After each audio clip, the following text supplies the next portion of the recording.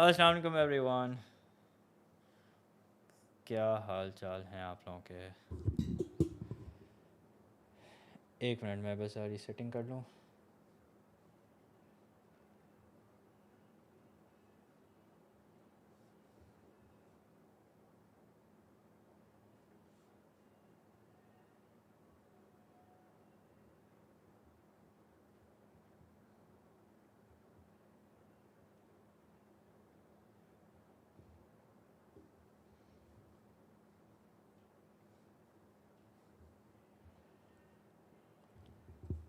वालेकुम अस्सलाम, वालेकुम अस्सलाम, वालेकुम अस्सलाम।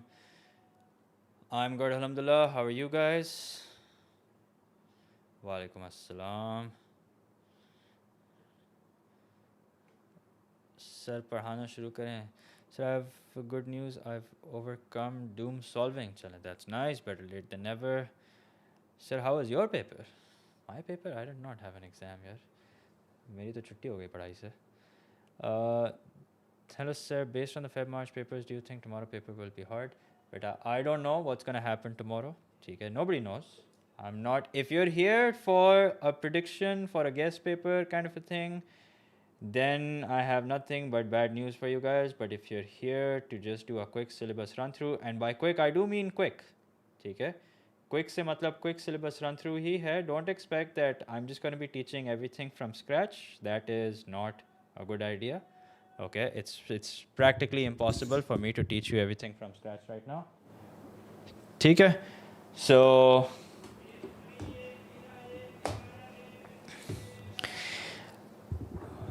अब सही है, बढ़ा दी मैंने आवाज़।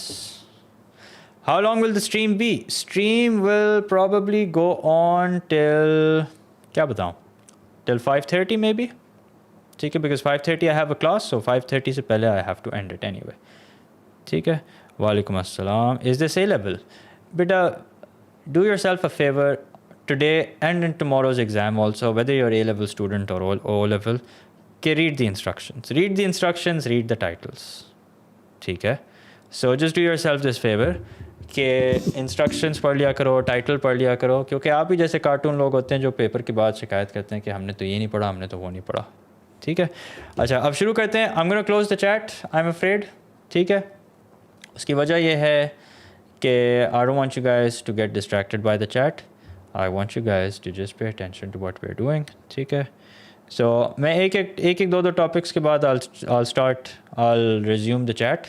ठीक है, I'll open the chat, फिर आप लोगों से थोड़ा I'll just check the pulse, see what you guys have to say, और फिर I'll close the chat again. ठीक है, okay, now so remember, I'm not going to be solving any past paper. I'm not going to be solving any question whatsoever. But what I will be doing is this. What I will be doing is I will just be going through the notes. ठीक है, just be going through all the notes. ठीक है, अच्छा, by the way, you will find a link in description. Let me double check if the link is there, where you can download all the notes. ठीक है, if you guys want to have a quick run through of the notes, let me check अगर मैंने share कर दिया है. Let me check if yeah, so you will find a link in description where you can download all the notes. ठीक हो गया, अच्छा अब on that note शुरू करते हैं, बिस्मिल्लाह करते हैं. So here we go. ठीक है, so the first topic that we have is known as numbers. Acha, what's numbers? Numbers mein you have questions such as prime factorization, you have questions such as the types of numbers. You know, you get questions where you're given lots of numbers and you have to pick which one is a prime number, which one is an odd number, which one is a perfect square, which one is a perfect cube. ठीक है, those kind of things. Then you have LCM HCF से related concept, जिसकी I did a stream recently, you guys can check that out. You have questions related to Surds, then you have questions related to converting a number into a perfect square, converting a number into a perfect cube, stuff like that. Okay, so these are the concepts that we have over here, and this is mainly a paper 1 topic. Okay, this question is mainly paper 1, so make sure that you guys pay attention to it. Okay, now what are integers? Integers are all whole numbers. You can have negative integers, you can have 0, which is neutral, and then you have positive integers. What is a prime number? Prime number is a number that has only two distinct factors. Distinct means different, okay? Like for example, 2 is a prime number, 3 is a prime number, 5, 7, 11. Why are these all prime numbers? Because they can only be divided by two numbers. One is the number itself and the other is 1. ठीक है, ये सिर्फ दो numbers की table में आते हैं, 1 and the number itself. And remember, 2 is the only even prime number. 1 is not a prime number. Okay, so a lot of people think 1 be prime number, 1 is not a prime number. Then you have composite numbers. Composite numbers are numbers that have more than two distinct factors. Like for example, 4, 8, 6, 9, 10, so on and so forth. Okay, now what's a factor? Factor is a number that can divide leaving no remainder. Like for example, 6 is a factor of 12, 6 is a factor of 18, 6 is a factor of 30. What is a multiple? Multiple is a number that can be divided leaving no remainder. Just for example, 3 is a factor of 6. Is that a correct statement? Yes, it is. Is 12 a factor of 4? Nope, that is not a correct statement. The correct statement would be that 12 is a multiple of 4. Similarly, 16 is a multiple of 8. That is the correct statement. Okay? Achha, a very important concept. This concept is the backbone of everything. When you have to find out LCM, HCF and all that kind of stuff, this is the backbone, and that is prime factorization. ठीक है, इसको कोई ladder method भी बोलते हैं, but this is different from LCM. A lot of people think that this is LCM. They call it LCM. That's not what it is. LCM is something else. ठीक है. Now, what is prime factorization? Where you write a number as a product of its prime factors. So, for example, you have 60. Here you can see that I've divided 60 with the smallest prime number. You can divide it with any prime number. It's not necessary that you start with the smallest, but you can divide it with any prime number and you will keep on doing till you get to the very end. So that means 60 can be written as a product of its prime factors, and when you do write it, this is what it looks like. Okay, you can write it as, you don't necessarily have to write 2 times 2 as 2 squared. Make sure to read the question. See if the question has a specific form in which you're supposed to write down the answer. If it does, then write it that way. And then here it is an example of prime factorization of 72. Okay.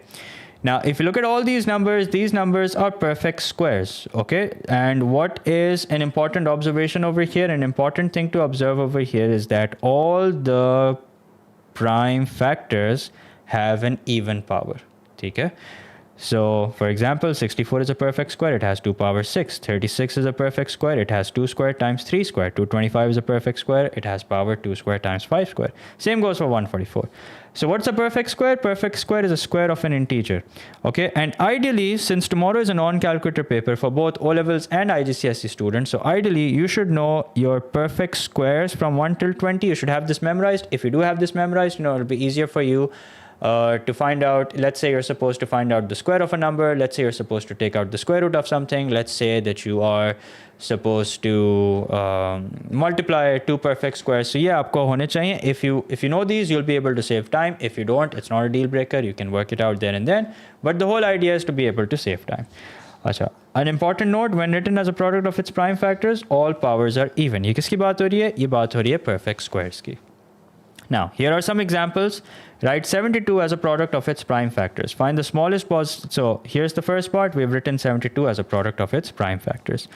Find the smallest positive value of k such that 72k is a perfect square. So that means k ne kya karna hai? K ne is number ko perfect square mein turn karna hai. So how will I make sure that this number is a perfect square? Notice that 3 already has an even power, so we're not going to make a change there. But we need to make sure that the power of 2 is increased from 2 power 3 to 2 power 4. And how will we do that? We'll simply do that by multiplying by 2. Okay? So that is the smallest positive value of k. Another example with 48. Here is 48 when written as a product of its prime factors. Now find the smallest positive integer value of k such that 48k is a perfect square. So you observe, you see कि कौन सी किसकी power कितनी कम है.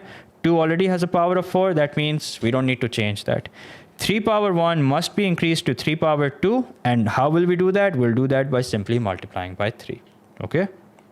Then there are some more examples, TK, which you guys can review later on. All right, now let's talk about perfect cubes. Now, what is a perfect cube? A perfect cube is something that when you rewrite it as a product of its prime factors, you can see that all powers are multiples of 3. Okay, so here are a few examples. Here's 72 written as a product of its prime factors. It's 2 cubed times 3 square. Now, how will you turn it into a perfect cube? 2 already has power 3, so we don't need to change that. 3 has power 2, so अब हमें क्या करना होगा, हमें 3 की एक power बढ़ानी होगी. Now what does that mean? That means I need to multiply it by 3. So you can see if I multiply it by 3, this will now become 2 cube times 3 cube, which means that now the powers are multiples of 3, so therefore the number is a perfect cube. Okay, then there are some more examples. ठीक है, for example 48 को देख लो. What will a perfect cube look like? The perfect cube should at least have 2 power 6 and the power on 3 should at least be 3. Okay, so that means we need to increase the power on 2 by 2, and we will do that by assigning k 2 square, and we need to increase the power on 3 from 1 to 3, and we will do that by multiplying by 3 square. ठीक है, हमें हमें दोनों की power 2 से बढ़ानी है. So this becomes 4 times 9, which is equal to 36, and you can see that is the answer. ठीक है. Okay, now factors and multiples. 6 is a factor of 24. Why? Because when you divide 24 by 6, the denominator simply reduces to 1. 18 is a factor of 72. Why? Because when you divide 72 by 18, the denominator reduces to 1. Okay, you can see I've written 72 as a product of its prime factors. I've written 18 as a product of its prime factors. What happens is कि सब कुछ cancel होके end में क्या बचता है? End में denominator में सिर्फ 1 बचता है. ठीक है? अब 12 is not a factor of 75. This is an incorrect statement. ठीक है? But the question is कि what should I multiply 75 with so that this statement becomes true? Basically, this is what we're trying to find out. 12 is a factor of 75k. Find the smallest positive integer value of k. ठीक है? अब देखते हैं. ये question मैं side में दोबारा कर देता हूँ because इस तरह समझ नहीं आएगा. So when you rewrite 75 as a product of its prime factors, it becomes 3 times 5 times 5. When you rewrite 12 as a product of its prime factors, it becomes 2 times 2 times 3. ठीक है? अच्छा, अब we're allowed to multiply the numerator by k. ठीक है? So that 75k is 12 is a factor of 75k. ठीक है? और इसको हम ऐसे भी कह सकते हैं that 75k becomes a multiple of 12. ठीक है? हमें 75 को एक ऐसे नंबर से multiply करना है so that it becomes a multiple of 12, or you can say कि एक ऐसे नंबर से multiply करना है so that it is divisible by 12. Now, once we start cancelling, we notice that we can cancel out the 3 from the numerator and the denominator, but there is nothing in the numerator which I can cancel these two 2's with. ठीक है? So अब k की क्या responsibility है? K की responsibility है कि वो देखे कि denominator में क्या बच रहा है. Okay, so that's the role of k. K now has to see what is still left in the denominator. What's left in the denominator is 4. So that means the least possible value that must be assigned to k is 4, so that they cancel. And then in the end, the resulting number that we get is a multiple of 12, or the resulting number is such that 12 is a factor, or 12 becomes a factor of that number. ठीक है? एक और example देख लेते हैं. जैसे यहाँ पे 6 is a factor of 45. That's an incorrect statement. However, how will I make this statement true? I can make this statement true by multiplying 45 with a number. अच्छा, वो कैसे करेंगे? देख लो, मैं यहाँ पे आपको working करके दिखा देता हूँ. ठीक है? So when you rewrite 45 as a product of its prime factors, it becomes 3 times 3 times 5 times k. And then when I rewrite 6 as a product of its prime factors, it becomes 2 times 3. ठीक है? Now notice that we can cross out the 3 from the numerator and from the denominator. Now there is a 2 left in the denominator, and there is nothing in the numerator with the help of which I can cross out this 2 with. So अब again, k की क्या responsibility है? K की responsibility है to see what's left in the denominator. 2 is left, so that means the least possible value that k must take is equals to 2.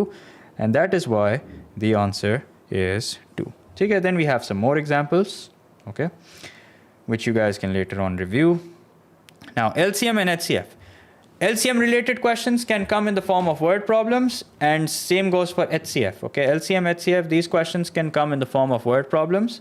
So here's an example. So there are 3 bells, A, B, and C. Bell A will ring after every 2 minutes, bell B will ring after every 3 minutes, and bell C will ring after every 5 minutes. After how many minutes will all 3 ring together? So here you can see I've done it manually, and we can see that after every 30 minutes, the 3 bells will ring together. Now, where is this 30 coming from? That's the question. This 30 is coming from the fact that 30 is the LCM of 2, 3, and 5. Okay, 30 is a number which comes in the table of 2, 3, and 5, and it is also the LCM, meaning it's the smallest number that comes in all 3 tables. The next time this will happen will be after another 30 minutes, that means 60, then 90, then 120, then 150, 180, all that. So that's how it's going to progress. ठीक है? अच्छा, अब LCM में, remember, whenever we are taking the LCM, when two numbers are written as a product of its prime factors, here's the rule. When you're taking the LCM, we take the higher or the equal power. Okay? So for example, we have to take the LCM of 240 and 360. So we're going to compare. We're going to compare 2 power 4 with 2 power 3. If we're taking the LCM, 2 power 4 will be the LCM. Then we'll compare 3 with 3 square. 3 square will be part of the LCM. Now 5 kyunki common hai, so we'll take 5 also. Now when we're taking the HCF, so it's always the opposite of the first letter. If the first letter is LCM, if you're taking out least common multiple, the first letter is L, which is least, we take the higher power. Then HCF, the first letter is H, H for highest, we take the lower or equal power. Okay, equal to दोनों के case में हो सकता है. Now, if I'm taking the HCF, so HCF में हम देखेंगे कि what is common in both. So 2 cube and 2 power 4, what's common is 2 cube, so we take 2 cube. Then we have 3 and 3 square, what's common? 3 is common, so we'll take 3. Then we have 5 and 5, so they're both common, so we'll just take 5. That's going to be our HCF.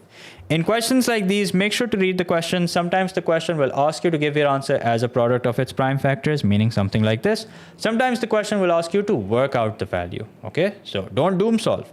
Okay, I've made a few videos on doom solving and ego solving. मैं दोबारा बता देता हूँ, doom solving is when you're solving without paying attention to the context of the question and you end up making the stupidest of mistakes. Like for example, your area of the shaded region turns out to be greater than the total area. Or for example, your probability turns out to be negative, or it turns out to be a fraction which is more than 1. We know that probability is always between 0 and 1.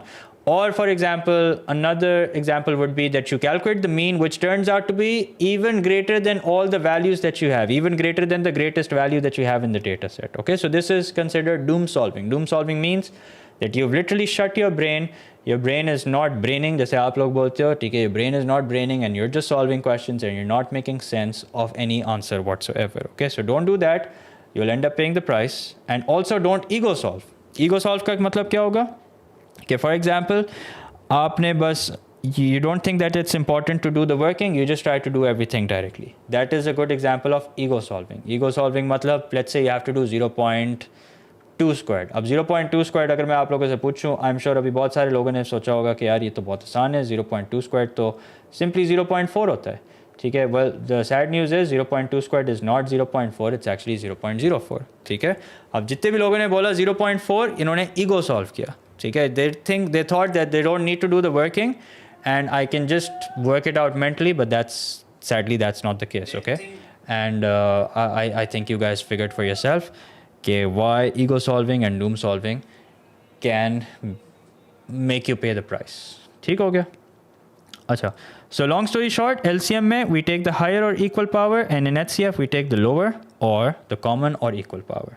ठीक है, अब there are some examples. For example, here the numbers 294 and 784 written as product of their prime factors are so and so.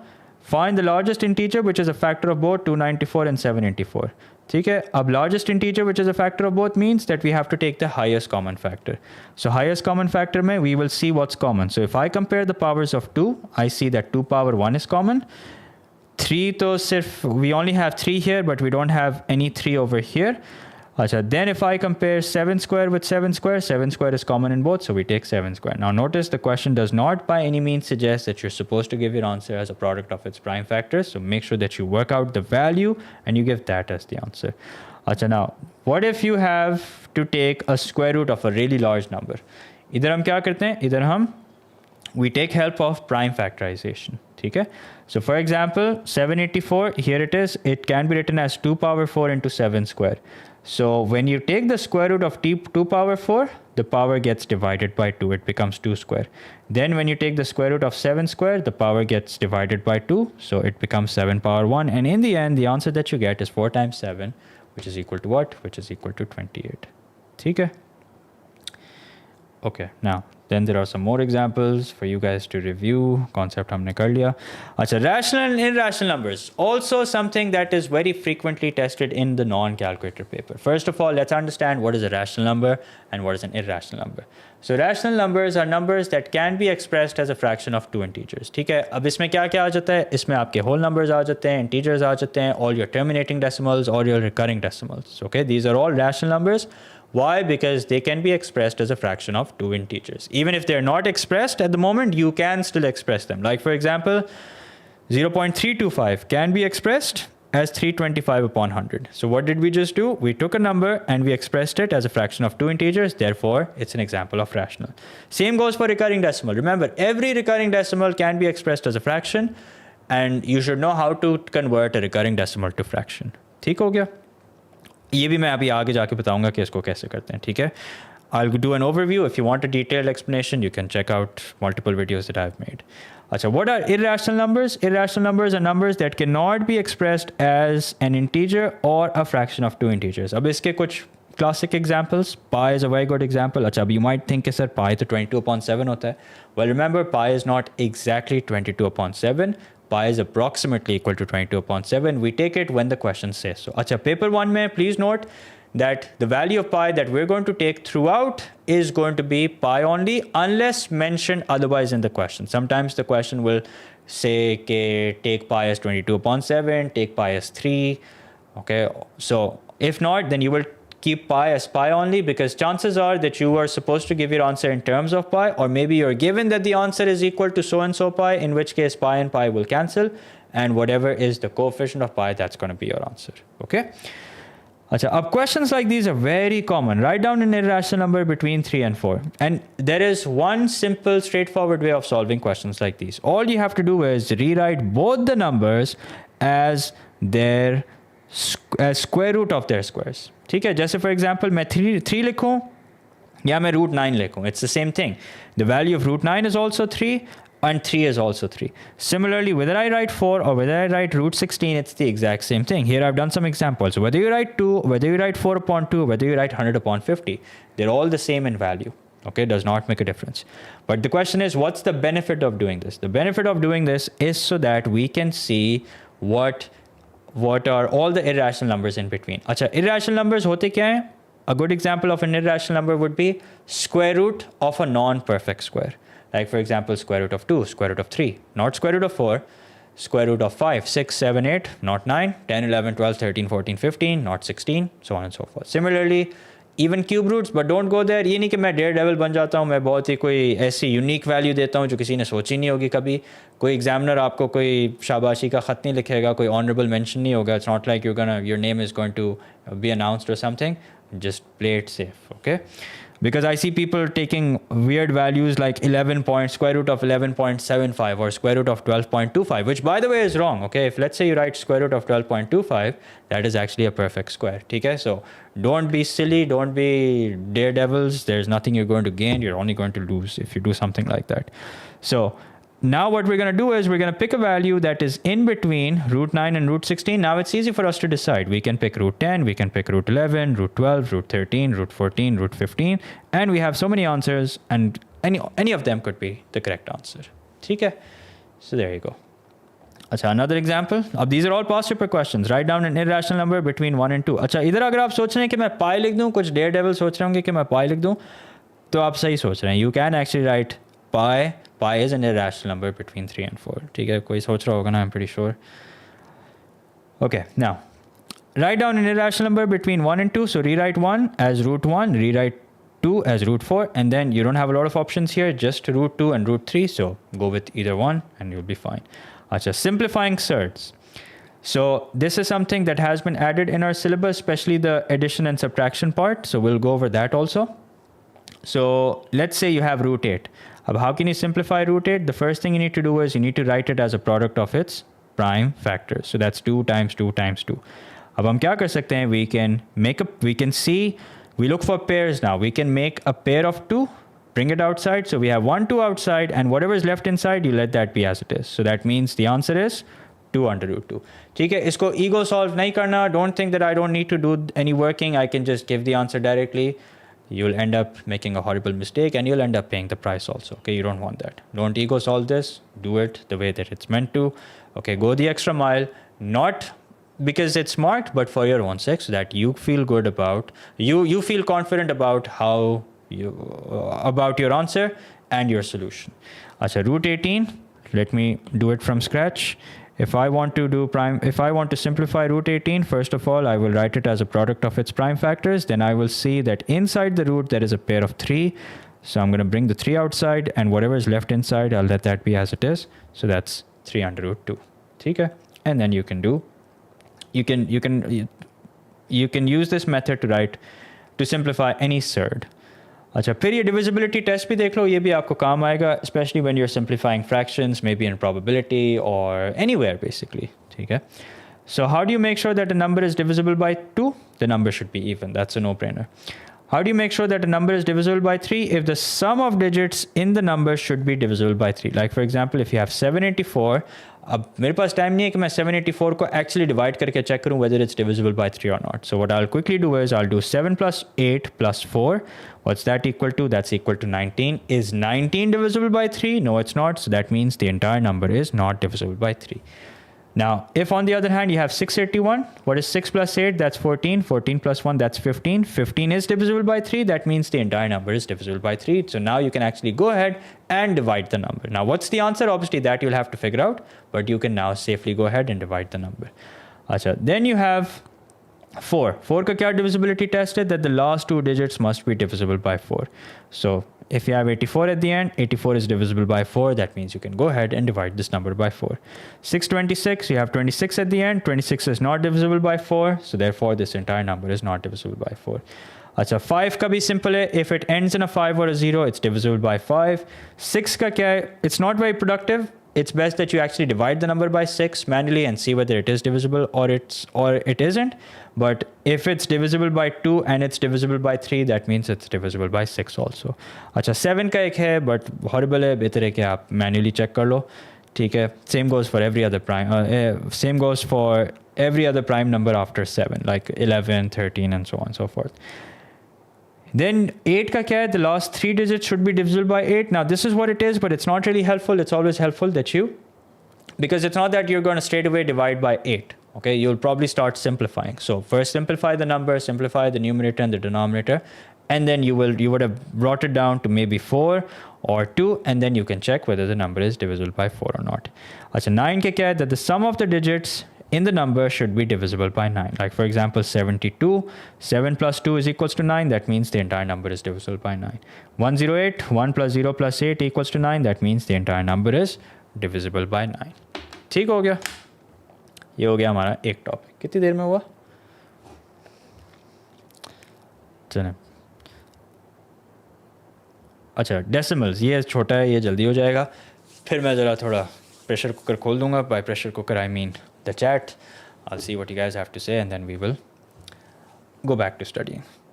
Now, decimals. Decimals and fractions में क्या पता होना चाहिए आपको? You should know addition, subtraction, multiplication and division. Okay? Now, whenever you have to add decimals, now I see a lot of students losing marks in questions like these because of ego solving. They think that they don't need to do the working. They can just do it directly or mentally. I'm sure some of you can, but dekho, when the stakes are high, then you have to make sure that you earn every single mark. Okay, stakes are high. There's a lot of money invested on you. There's a lot of energy, a lot of effort, a lot of time that people have invested, which they can never get back, by the way. Okay, so you need to realize that jitne bhi aapke parents hain, teachers hain, siblings hain, who have been part of this journey with you, they've invested a lot of things and they're not even expecting anything in return. There's nothing that they can get back from that. Okay, time ek dafa lag gaya to lag gaya. Okay. आपका कोई अगर आपको school pick and drop करने जा रहा है, so they're investing the time that they're never going to get back, and it's not like this is a productive investment of their time. ठीक है? So you have to factor all that in. आपको लग रहा होगा कि शायद I'm just being emotional for no reason, but you have to factor all that in, that there's a lot riding on you, there's a lot that has been invested on you, so you have to make sure that you earn every single mark and you don't ego solve. ठीक है? So if doing some extra working can guarantee you a mark, make sure that you do that working. Okay, so for example, if you have to do 3.2 plus 6.75, the rule is that you align the decimal. Align the decimal means I'll do the working again. So I will write 3.2. Then I'll write 6.75. So notice that I've aligned the decimal. Now whatever is, like for example, there's no digit over here. So in the missing places, add 0 and now go ahead and add. Okay, so this is 5, this is 9, 3 plus 6 is equals to 9. And also don't doom solve. Don't doom solve matlab कि if let's say you add this and your answer turns out to be 20.75 or something along those lines, or 18 point something. So make sure that you are fully invested into the question mentally and you can sort of tell if there's something wrong with your answer. Like for example, 9.95 contextually makes sense. Okay, if I add 3.2 and 6.75, हाँ ठीक है, 9.95 answer आ सकता है. But अगर आपका answer आ गया 20 something, so it should hit you that there's something wrong and I should probably recheck. Same goes for if you have to do 15.3 plus 524.82, make sure that you align the decimal and or whatever the missing spots are, the empty spots, you fill those up with zeros and then you add. Same goes for subtraction also. Okay, these are the rules that we follow for addition and subtraction. Acha, multiplication mein kya hai? Again, this is a classic example of what? Classic example of ego solving. Okay, 0.3 square, oh, I don't need to do any working. The answer is 0.9. That's wrong. The answer is actually 0.09. Achha, what's the question is, what's the correct way to do it? There are many ways. You can convert it into fraction. Okay, you can make sure that the denominator is 10 or 100 so that it's easy for you to remove around the decimal. If that's a method that you're used to, stick to that. If not, then what you can do is you can see the way that I'm doing it. So rule is that you ignore the decimal for a few seconds. Just multiply the non-zero number. So that's 3 times 2. What's that equal to? That's equal to 6. मैं कर भी देता हूँ, ठीक है? Because working से शायद आपको समझना है. So you do 3 times 2. What's that equal to? That's equal to 6. Now recall the total cumulative decimal places that you ignored. So there's 1 here and there's 1 here. So that means there are 2 decimal places that we ignored. अब हम क्या करेंगे? This is where the decimal is right now. We're going to move the decimal 2 places back. And whatever we get as a result, that is our answer. Our answer is 0.06. Okay? Same goes for 0.3 squared. First you will do 3 times 3. What's that equal to? That's equal to 9. 0.3 means 0.3 into 0.3 means that you ignored 1 and 2 decimals in total. Move the decimal 2 places towards the left, so you get 0.09. That's your answer. ठीक है? अच्छा, यहाँ आप ये भी कर सकते हैं कि आप इसको into 10 upon 10 ऐसे भी कर सकते हैं. ठीक है, जैसे मैं एक एग्जांपल एक ऑल्टरनेट तरीके से कर लेता हूँ कि you right 0.5 as 5 upon 10 and 1.75 as 175 upon 100. What am I doing here? I'm multiplying 0.5 by 10 so that I can get rid of the decimal, and if I multiply it by 10, I better divide by 10 also. And I'm multiplying 175 by 100, and if I'm multiplying by 100, I better divide by 100 also, okay? In math, whatever you do on one side of the equals to sign, you do the exact same thing on the other side of the equals to sign. Or if there is no equals to sign, then if you multiplied, you better divide also. If you've added, you better subtract also, okay? Like we do in completing square. Achha, अब आप 5 into 175 कर लो, which is 875. And then you divide by 1000, which means you move the decimal 1, 2, 3 places towards the left, and you get 0.875 as your answer. Okay? Do not simplify, because you should take advantage of the fact if the denominator is 10 or 100 or 1000. Okay, it will make it easy for you to move around the decimal. Okay? So in scenarios like these, not a good idea to simplify. It's best that you multiply and then in the end move the decimal around. Okay, again, rules for multiplication is, here are some examples, ठीक है.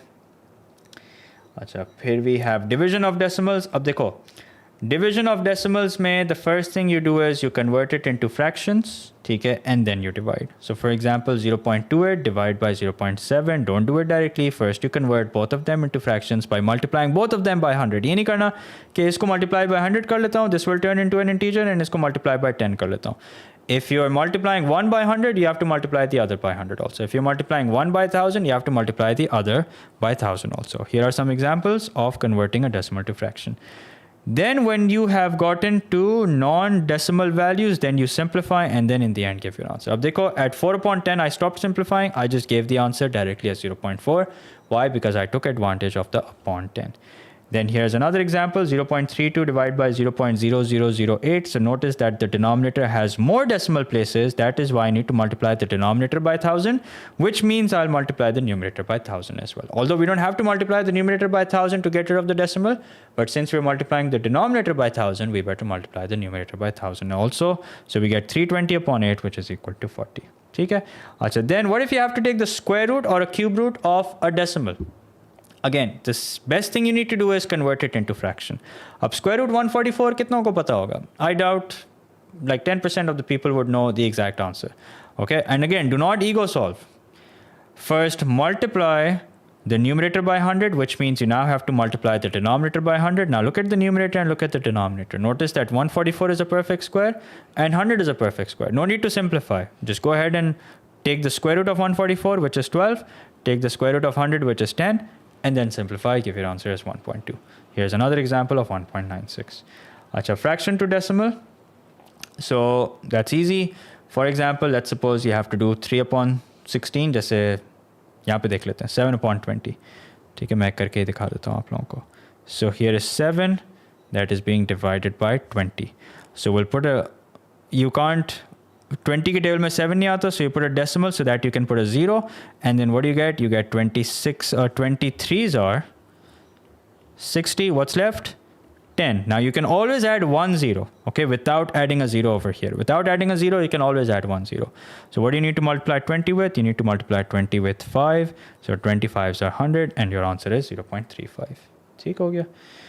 अच्छा, what if you have to do 3 divided by 50? Because here, if you put a decimal, in order to put a 0, isse kaam nahi chalega. You need, this number inside should be even bigger, because 30 is not a multiple of 50. So what are you going to do now? You're now going to put another 0 so that you can add another 0. Okay, at a time you can only add 1 0. If you want to add another 0, you have to put a 0 in the quotient. Okay, and this is the quotient. So now 56 are 300, and then the answer is simply 0. ठीक है? अच्छा, अब if you get a recurring decimal, like for example you get 4 upon 11, which is equal to 0.363636, इसको हम ऐसे लिखते हैं.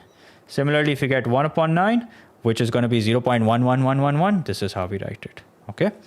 अच्छा, proper fraction is where the denominator is greater than the numerator. So 1 upon 8, 3 upon 4, these are examples of proper fractions. Improper fraction is the opposite, when the numerator is greater than the denominator, like for example 4 upon 3, 7 upon 5. Now when there is an improper fraction, sometimes you may be asked to convert it into mixed number. Okay, and what is that? That is basically quotient, remainder over divisor.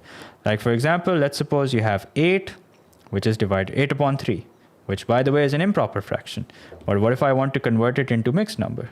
So I'm going to do 3 2s are 6. Kya bacha? 2 bacha. Okay? So what do I need to do now? I need to write it as quotient, remainder over divisor. This is the quotient, this is the remainder, this is the divisor. So that means this will now become 2 whole, 2 upon 3. That's how we read it. And if I want to convert it back into improper fraction, here's what I'm going to do. So that means I'm going to do 3 times 2 6, 6 plus 2 8, and that's how we get 8 upon 3. Okay? 3 times 2 6, 6 plus 2 8. So we get 8 upon 3, and that's what we began with. Acha, ab recurring decimal. How do you convert recurring decimal to fraction? Again, very likely to be tested in paper 2. Not a guest paper by any means, not anything by any means, just something that you guys should know. So for example, let's suppose you have 0.27. Now what's the objective? The objective is to come up with 2 numbers that have the same recurring decimal pattern. Step 2, subtract the 2 numbers so that the recurring decimals are eliminated. If you understand the objective, if you genuinely spend time to understand the objective, this is going to become a piece of cake. So 0.27, this will be 0.27272727. Okay, this dot on 2 and dot on 7 means that both of them are recurring. It's going to be 0.27272727. If I multiply it by 10, okay, so what will happen? We will get 2.72727272. Not 2.272, not 0.272727, but rather 2.727272. But if I multiply it by 100, I will get 27.27272727. Okay, now notice ab mere paas, at this point, I have 2 numbers that have the exact same recurring pattern. If I subtract them, they will get eliminated. So if I do 100x minus x, this means 27.2727 minus 0.2727, they get eliminated. What are we left with? We're left with 27. Not by coincidence. He oh my god, the recurring decimal got eliminated. This is by design. This was the objective. Okay? And what is 100 minus x? That's 99x. So x is equals to what? X is equals to 27 over 99. And then when you simplify, you get 3 upon 11. Okay, I've made countless videos on these. Make sure to learn. And please be open to the idea of some trial and error. Like for example, here, if you multiply it by 10, you will notice that x and 10x do not have the same recurring pattern. However, if you multiply it by 100, then these two numbers will have the same recurring pattern. Sometimes you'll have to multiply it by 10 and then 1000 and use those two numbers, sometimes by 100 and the actual one. So just make sure that you're open to the idea of some trial and error. ठीक है? और examples आ गए. अच्छा, fraction की addition subtraction ये तो सबको आती होगी. LCM लेंगे. Again, do not ego solve. Don't think that you don't need to do any working. So take the LCM and then add. Multiplication में क्या करते हैं? Numerator with numerator, denominator with denominator. But when you have to divide, what you do is you change the division sign into the multiplication sign, and then you take the reciprocal. Okay, so if you have 3 upon 8, let's suppose divided by 9 upon 16, this means 3 upon 8 divided by 9 upon 16, which can then be written as 3 upon 8 into 16 upon 9. Okay, and then you can simplify. So whenever you're simplifying, you do numerator with denominator, numerator with denominator. But if there's an equals to sign in between, it's numerator with numerator, denominator with denominator. Find a fraction halfway between. To find anything halfway between, the rule is you add them up, divide by 2. Whether it's a fraction, whether it's the midpoint, whether it's the middle value, to find out the mean. To find the mid value, you always add and divide by 2. ठीक हो गया? चलें, 2 topics हो गए हमारे. अब आ गया percentages को भी ज़रा रिव्यू कर लेंगे. इसमें ज़्यादातर पेपर 2 से रिलेटेड क्वेश्चंस आते हैं, but still will go over increase decrease and that kind of stuff. पहले मैं ज़रा देख लूँ. I'm going to enable the chat for a few minutes, see what's going on. आप लोगों ने कोई बढ़ास निकालनी है अपनी तो निकाल लें, फिर हम कंटिन्यू करते हैं.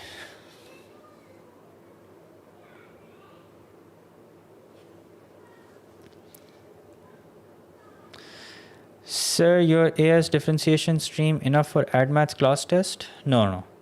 AS content is not enough for AdMaths. However, AdMath content can still be classified as enough for AdMaths content can be classified as enough for AS. Sir ji advise करें कि अभी प्रैक्टिस करें या नहीं. Today you should just be spending your day in spectator mode. Okay, spectator mode क्या होता है? Spectator mode होता है that you just observe from the sidelines. That's it. ठीक है. So when should we sleep today? 9 PM. 9 PM should be a cut off time. ठीक है, ये मैं एंड में बताऊंगा आप लोगों को. एंड में बताऊंगा कि कब सोना है, क्या करना है. But remember today, long story short, do not solve a past paper, do not put yourself in a testing position, do not put yourself in a position where you go into a state of panic. I don't know how to do this, I don't know how to do that. So yeah. Sir Zain कह रहे थे 1 बजे. I doubt he was saying that. ऐसा सवाल ही नहीं पैदा होता कि वो 1 बजे आपको सोने का क्या है. 9-10 is the cutoff. ठीक है. But what if you've never tested yourself? Then you have a serious problem. Sir, AdMaths का clash paper है तो क्या करें? बेटा, clash से related there are rules in place. ठीक है, this is not the time, and you're not asking the right person. ठीक है. Max 3 बजे कह रहे थे सर जैन. सवाल ही नहीं पैदा होता बेटा. Sir, you sound like my. Okay, so. Anything important that you guys have to say, or should I mute the chat again? Sir graphs सिखा दें. हाँ बिल्कुल सिखा दूंगा ग्राफ्स बेटा. मैं ये तो नहीं कर सकता ना कि मैं सब छोड़ के प्रिंस महाद वसीम को ग्राफ सिखाने बैठ जाऊँ. ठीक है, I'll go in a sequence, graphs भी आ जाएगा. ठीक है. So take it easy fellas. Composite numbers are numbers that have more than 2 factors. That's it. ठीक है. अब और इसमें कुछ ज़्यादा गहराई में जाने की ज़रूरत नहीं है. Any number that has more than 2 factors are composite numbers. हाँ 5:30 तक हमें इसको बिल्कुल wrap up करना है because 5:30 I have a class. ठीक है, चलें. So enough talk, let's get back to work guys. Alright, so percentages. अब percentages में क्या है? You have how to convert decimal to percentage, fraction to percentage, percentage to decimal, percentage to fraction, increase and decrease the number by a percentage. ठीक है? Let's go over this. Decimal to percentage कैसे convert करते हैं? You multiply by 100. Percentage to decimal कैसे convert करते हैं? You divide by 100. Okay? Now, there are some shortcuts, like for example, if you want to calculate 10% of something, you simply divide by 10. If you want to calculate 50% of something, you simply divide by 2. Similarly, if you want to calculate 20%, you can first calculate 10% and then double it. But if you're not feeling too confident, don't use any shortcut, just do it the formal way. Now, how do you increase or decrease something by a certain percentage? If you, let's say you want to increase 30 by 40%, method one is that you first calculate 40% of it and then you add it to the original value. So 40% of 30 is 12, add it to the original value, you get 142. Achha, then there is this method. This is the method that I prefer. Why? Because this method works in reverse percentages also. And especially when you have reverse percentages, then this method is highly recommended. So 100% of something is always the original value. If you increase something by 40%, that means now it's 140%. And what's that equal to? That's equal to x. Cross multiply, you will get your direct answer. As in, you will get the answer which is already increased by 40%. ठीक है? अच्छा, अब ये भी देख लो कि if you want to decrease it, so you can, if you want to decrease it, then you have to subtract. Okay, like for example, if you want to decrease 80 by 25%, that simply means that you're taking 75% of 80. Okay, now there's a direct way of doing what I did earlier. If you want to increase 30 by 40%, that means you're simply multiplying 30 by 140 upon 100. That's it. Okay.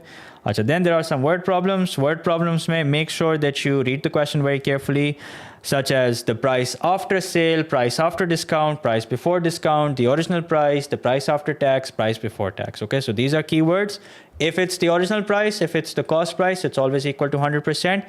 If you have to find out the price after discount, that means it's got to be a certain percentage less than the actual. If you have to find out the price after profit, that means it's got to be a certain percentage more than the actual. ठीक है? Make sure do not doom solve. Okay?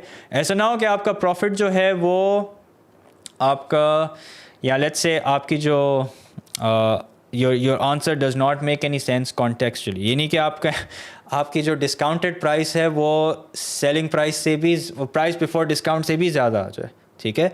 Or maybe let's say the price before discount is actually less than the price after discount. Okay? So please make sure that you're using your brain, you're invested with, you are aware of the context of the question and you make sense of your answer.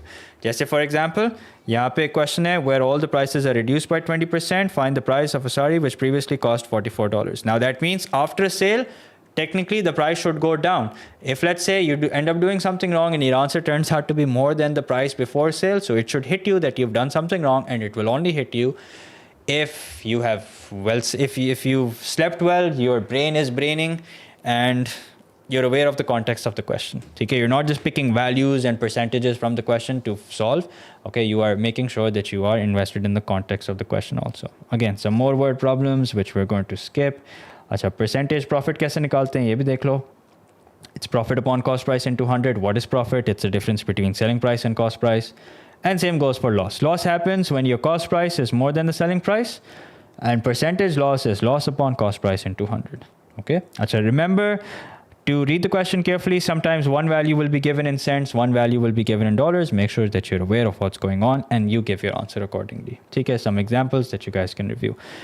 Very important, expressing one value as a percentage of another. Remember this formula, A/as upon of into 100. So if the question says express 30 grams as a percentage of 2 kg, you're going to do 30 divided by 2000 into 100. Okay, whatever value is written with the word as comes in the numerator, whatever value is written with the word of comes in the denominator.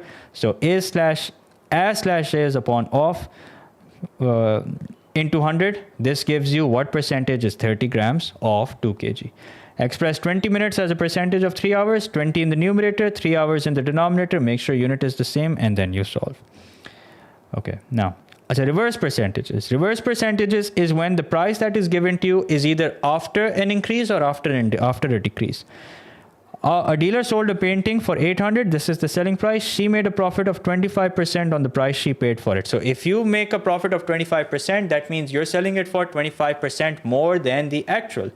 So that means this price is equal to 125%. ठीक है? Don't do it like this कि मैं इसका 25% निकाल लेता हूँ and then I decrease it. That's not how it works. That's not how reverse percentages work.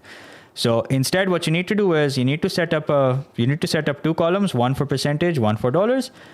If something includes a 25% profit, that means it's equal to 125%. The original price is always equal to 100%. Cross multiply, get your answer. Some more examples alongside. You guys can review. Make sure you're reading the question carefully and you contextually make sense of your answer. अच्छा, फिर इसमें आपके पास अच्छा ये paper 2 से related है, interest और exponential increase exponential growth slash D K, इसको हम बाद में देखेंगे. करेंसी एक्सचेंज भी मोस्ट लाइकली पेपर 2 में आता है. सिंपल इंटरेस्ट देख लो. Simple interest is something that can be tested in paper 1. So simple interest is what? PRT upon 100. Now make sure that you read the question carefully. Sometimes the question will ask you to calculate just the interest earned. Sometimes the question will ask you to calculate the total amount. The interest is what you get by using this formula. Principal into rate into time upon 100. Now make sure that the rate and time are in the same unit. If the rate is given to you in years, as in 8% per annum, and if let's say the time is given to you 18 months. So 18 months means that you have to convert it into years before you can calculate the interest earned. ठीक है? अब जैसे for example यहाँ पे you're given 1260 is the amount that's deposited. So this is the principal amount. The rate is 2.5. The time is 3 years. But the question is asking for the amount that Stephen has in the bank. That means the question is asking for the total. If you're doom solving, you're not going to pay attention to what the question is asking. So you first calculate the interest using the formula, then make sure to add it into the total amount. Achha, compound interest, mostly paper 2, so we're going to skip it. We're going to, inshallah, review this when we're doing a run through for paper 2. Exponential growth and decay, formula dekh lo, theek hai? It's basically old slash initial value into 100 plus minus r upon 100 equals to the new value. Now, what's the plus minus for? If it is increasing, you will plus. If it is decreasing, you will minus. Like for example, यहाँ पे the starting value is 2500 and the value is decreasing exponentially at a rate of 10%. So that means we will do 100 minus 10, which is 90 upon 100 raised to the power 5. Like I said, this is most likely going to be tested in paper 2. Paper 2 in the sense that calculator paper 2 of O levels and paper 4 of IGCSE. So we don't have to go in that much detail right now. Just look at the formula and that should be fine. Now this is guaranteed paper 2 as in calculator. Base questions. Okay, chalo. ये हमारा percentages हो गया. So let's go over ratios. Now, what is ratio? Ratio is basically used to compare two or more similar quantities by division. So if let's say the total is 500, which has been split in the ratio A is to B, और हमें A का share निकालना है, what are we going to do? We're going to see what is the total number of parts that the amount has been divided into. It has been divided into 5 parts. A gets 2 of those parts. That means A's share is 2/5 of the total. B's share will be 3/5 of the total, which is equal to 300. ठीक है? अच्छा, फिर और कुछ examples हैं. अच्छा, अब यहाँ पे एक alternate method मैं आपको दिखाऊंगा, वो भी देख लो. Angles A, B, and C in a triangle are in the ratio 1:2:3 respectively. Find the difference between the largest and the smallest angle. Now, the formal method would be that you calculate the actual value of the smallest angle. Now, smallest angle is the one with ratio 1. Largest angle is the one with ratio 3. So, smallest angle was 1/6 into 180. That's 30. Largest angle is 3/6 into 180, which is 90. Now, you calculate the difference. A shortcut method is this. Okay, sum क्या होगा? Sum 180 होगा. Okay, in case you're wondering where is this 180 coming from, it's the sum of the interior angles. So that means these are 6 parts. Now 6 parts are actually representing 180 degrees. What do we want? We want the difference between the smallest and the largest. So what is the difference in ratio? That is 2. What is that equal to? That is equal to x. Cross multiply. You'll get the answer directly. Okay, you won't have to calculate the individual values. You'll get the answer directly. It's a much shorter, much neater method, and it can save you time. ठीक है? जैसे for example यहाँ पे Jane and Ken share some money in the ratio of 5:3. Ken's share is $16 less than Jane's share. So the difference in the ratio is 2, which is actually equal to $16. We want to find out each person's share. तो हमने क्या किया? हमने पहले Jane का ratio देखा, which is 5. We calculated Jane's share, which is 40. And we know that Ken's share is $16 less. So that means we can subtract 16 from 40 and we get 24. And that's the answer. अच्छा, conversion लाजमी देख के जाना. Just remember one conversion. from kilometer to meter, then to centimeter, then to millimeter. If you're going in that direction, you will multiply by 1000, 110 respectively. In the opposite direction, you will divide. This is used to convert length, such as height, radius, width, perimeter, stuff like that. For area, all you have to do is, you don't have to sit down and memorize another conversion, just put a square on every value. For volume, once again, you don't have to sit down and memorize a third conversion, just put a cube on every value. That's it. Okay? Achha, then remember these conversions, that 1 liter is equals to 1000 centimeter cube, which is equal to 1000 ml, which leads to the conclusion that 1 centimeter cube is equals to 1 ml, 1 kilograms is equals to 1000 grams, and 1 hour is equals to 60 minutes or 3600 seconds, and 1 minute equals to 60 seconds. Okay, some example questions. Achha, ye bhi dekh lo. If you have a question like this, okay, you're given the ratio of red is to blue, blue is to green, and you're asked to find out the ratio of red is to blue is to green. So what you look for is the common color or the common value. Ab common value यहाँ पे blue है, जिसमें एक का ratio 2 है, एक का ratio 5 है. So we have to make sure that we make the value of blue the same in both the ratios. So what is a multiple of 2 and 5? What's the LCM of 2 and 5? It's 10. So that is why we multiply the first ratio by 5, we get 15 and 10. We multiply the values in the second ratio by 2 so that we get 10 and 14. And you can see blue, the common color, has been made the same. So now we can pick red is to blue is to green, which is basically 15 is to 10 is to 14. Okay, once again, blue is to yellow, yellow is to green, yellow is common, which in one is 5, the other is 3. So multiply one ratio by 3, the other by 5, so that both of them become 15. And then in the end, you can give your answer. Once you've given your answer, ye dekh lo, okay, can they be further simplified? If yes, do that. If not, then no need. ठीक हो गया? Okay, map related problems. इसके लिए हाँ बस ये याद रखो कि if you have a question like this, 1 is to n, like for example, express the ratio of 400 meters to 2 kilometers in the form 1 is to n. You get questions like these in maps. Make sure that units is the same. Okay, and it's a good idea to convert both of them to the smaller unit. Yes, so for example, 400 meter to 2 kilometer, make sure that you convert both of them into meter. And when you do that, the units basically cancel out. Just make sure that the unit is the same, doesn't matter which one it is. Okay? When number is written 1 is to n, it means that whatever unit you use on the right hand side, you will get the same unit on the left hand side. Achha. If there is a question which has to deal with area, तो area के लिए आपने क्या करना है? You will have to square both sides. Yeah. So if, for example, you're given the scale is 1 centimeter equals to 2 meters, find the actual area of a park, which has an area of 5 centimeters square on the map. So you can't just write 1 centimeter is to 2 meter and then 5 centimeter square here and cross multiply. No. You will have to first square both sides. ठीक है, यहाँ पे इसके लिए वो use कर लो. सबसे अच्छा है कि आप ये use कर लो. A1 upon A2 equals to L1 upon L2, the whole thing square. ठीक है, क्योंकि ultimately later on we start using that formula only, so it's best that you use that formula. A1 upon A2 equals to L1 upon L2, the whole thing square. वो formula use करके निकाल लो. ठीक हो गया? Okay, ratios भी हो गया. Estimation and approximation, very easy.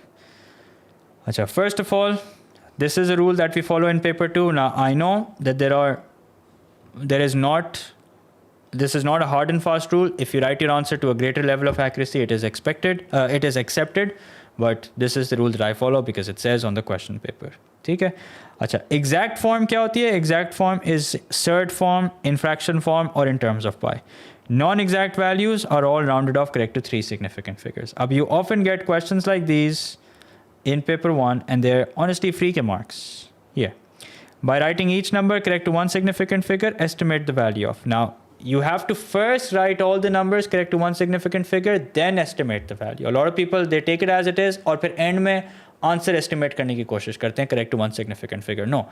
It says by writing each number correct to 1 significant figure, estimate the value. So you first have to write each number correct to 1 significant figure. Just for example, 67.8 will become 70, 49.5 will become 50, 0.187 squared will become 0.2 squared. So you work this out, and then in the end, doesn't matter how many significant figures your answer is in, that's acceptable. ठीक हो गया? ये free के marks होते हैं. 6013 correct to 1 significant figure will either be 6000 or 7000. Obviously 6000 is what makes more sense. This will either be 0.04 or 0.05. It's closer to 0.04, so that's what makes more sense. ये या तो 8 बनेगा या 9 बनेगा. It's closer to 9, so therefore it's root 9. And then this is the answer that we get. in the end, doesn't matter whether it's one significant, two significant figure. You just make sure that you write each number correct to whatever significant figure that is given to you. Okay? ये free के marks हैं. These are the kind of questions that you guys should solve as soon as you begin in the first round. Okay? Okay, now.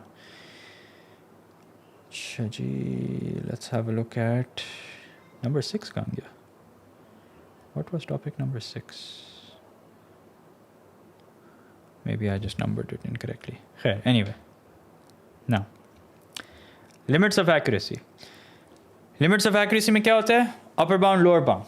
Okay, what do we look for? We always look for what it's rounded off correct to the nearest. For example, if it says the length is 28.7, correct to the nearest tenth of a meter. Tenth of a meter means 0.1. Divide that by 2. For the upper bound, you add. For the lower bound, you subtract. Okay? If you're given 47.6, correct to the nearest tenth of a degree. Tenth of anything means 0.1. So you divide 0.1 by 2, you get 0.05. For the upper bound, you add. For the lower bound, you subtract. Population of a town, 352,000. Correct to the nearest 1,000. That means 1,000 upon 2, that's 500. So for the upper bound, you add. For the lower bound, you subtract. ठीक है? अब इसमें आपको common sense use करना बहुत important है. ठीक है? क्यों? बहुत सारे लोग क्या करते हैं? बहुत सारे लोग ये करते हैं कि बस upper bound पढ़ा, lower bound पढ़ा और हर चीज़ का upper bound, lower bound ले लिया. That's not how it works. ठीक है? Let me do some examples. जैसे for example, if you want to calculate the upper bound of time, okay, and you know time is basically equal to distance upon speed. In order to calculate the greatest possible time taken, you'll have to figure out the greatest possible distance and you will have to decrease the speed. That is how you're going to get the greatest time. ठीक है? इसकी example ये कर लो. अगर आप चाहते हो कि आपने एक party रखी है, ठीक है? So this is the example that I always do. I think मैंने नीचे कहीं की होगी. की है मैंने? जो pizza per person वाली example जो मैं करता हूँ. नहीं की? चलो मैं कर लेता हूँ. So let's say pizza per person. Okay, let's say you've kept a party and you want to make sure that everyone gets to eat lots of pizza. Okay, so if you want to make sure that everyone gets to eat lots and lots of pizza, that the pizza per person is maximized, what you're going to do is you're going to make sure that you order lots and lots of pizza and you're going to make sure that you invite very few people. So more pizza, few people, everybody gets more pizza. But if you want to do the opposite, if you want to make sure कि भाई किसी को ज़्यादा खाने को ना मिले तो आप क्या कहेंगे? If you want to minimize the per person share, you will make sure that you order very little pizza and you'll make sure that you invite a lot of people so that every person gets to eat little to nothing. ठीक है? So use your common sense. This will tell you what bound you have to take. ये ना करना कभी कि upper bound पड़ा, so you just end up taking upper bound of every value. Okay, same goes for this. If let's say you're getting one value which is calculated as a result of you subtracting two values, and if you want the upper bound of that, you will make sure that the value that you're subtracting from, you can take the upper bound of that if that's possible. If let's say you're calculating the upper bound of an interior angle of a triangle, then you can't change 180. 180 is the total, you can't change that. But the value that you're subtracting, you will make sure to minimize that so that in the end, the result that you get is as great as possible. ठीक है? जैसे कि for example, अच्छा हाँ ये रहा. This is the pizza example that I gave. Okay, let's have a look at this. Calculate the upper bound for the average speed of the car. Now, a car travels 352 correct to the nearest kilometer. Although this is paper 2, but with easier values, this can be tested in non-calculator as well. Correct to the nearest kilometer means 1 kilometer. Divide that by 2, that's 0.5. For the upper bound, you get 352.5. For lower bound, 351.5. This is what I do. I don't read the question entirely. I read, as soon as I realize that it's a limits of accuracy question, I calculate all the bounds of the value, and then I know that I'll have to use either one of the two. The time taken is 4.2, correct to the nearest 0.1. Iska bhi upper bound nikal liya, lower bound nikal liya. We have to calculate the average speed and we have to calculate the upper bound of the average speed. So you'll make sure that you increase the numerator and decrease the denominator so that in the end, you get the greatest value of the average speed or the upper bound of the average speed. Okay, so use your common sense. ये नहीं कि upper bound पढ़ा तो बस आँख बंद करके सबका upper bound ले लिया. That's doom solving. Don't do that. Okay, and then there are some more examples. These are some rules which I do not encourage that you memorize. I always encourage that you use your common sense, but if you're running short on that, then you can memorize these rules. Okay? Okay, so yeah. अच्छा, अब आ जाते हैं indices और surds. उसके बाद I'm going to take a water break and then I will see what you guys are up to. Okay. So what are the rules of indices? Same bases are being multiplied, powers are added. ठीक है. अच्छा, also remember this. BODMAS. ठीक है. Oftentimes you will get questions where you get 3 into 5 divided by 2 plus 8 minus 7 bracket में बना होगा, and the question will say के write the answer. So what rule do we follow? We follow the BODMAS rule. BODMAS rule is that we first look at the brackets, then we look at order. अब ये बहुत सारे लोग समझते हैं कि ये bracket open है, ठीक है, या brackets off है. ऐसा नहीं होता. O is for order, which means in case there is a power, you look at that first, and then there is division, multiplication, addition, subtraction. Okay. Once again, you should have squares from 1 to 20 memorized and cubes from 1 to 10 memorized. Same bases being divided, powers will be subtracted. Different bases but with same powers are being multiplied, you can multiply the bases and raise them to the common power. Like for example, 3 squared into 5 squared is equals to 15 squared. Same goes for division also. You can first multiply divide the different bases, then raise the answer to the common power. Anything raised to the power 0 is equals to 1. 1 raised to any power is equals to 1. If you have a power which is raised to another power, the powers get multiplied.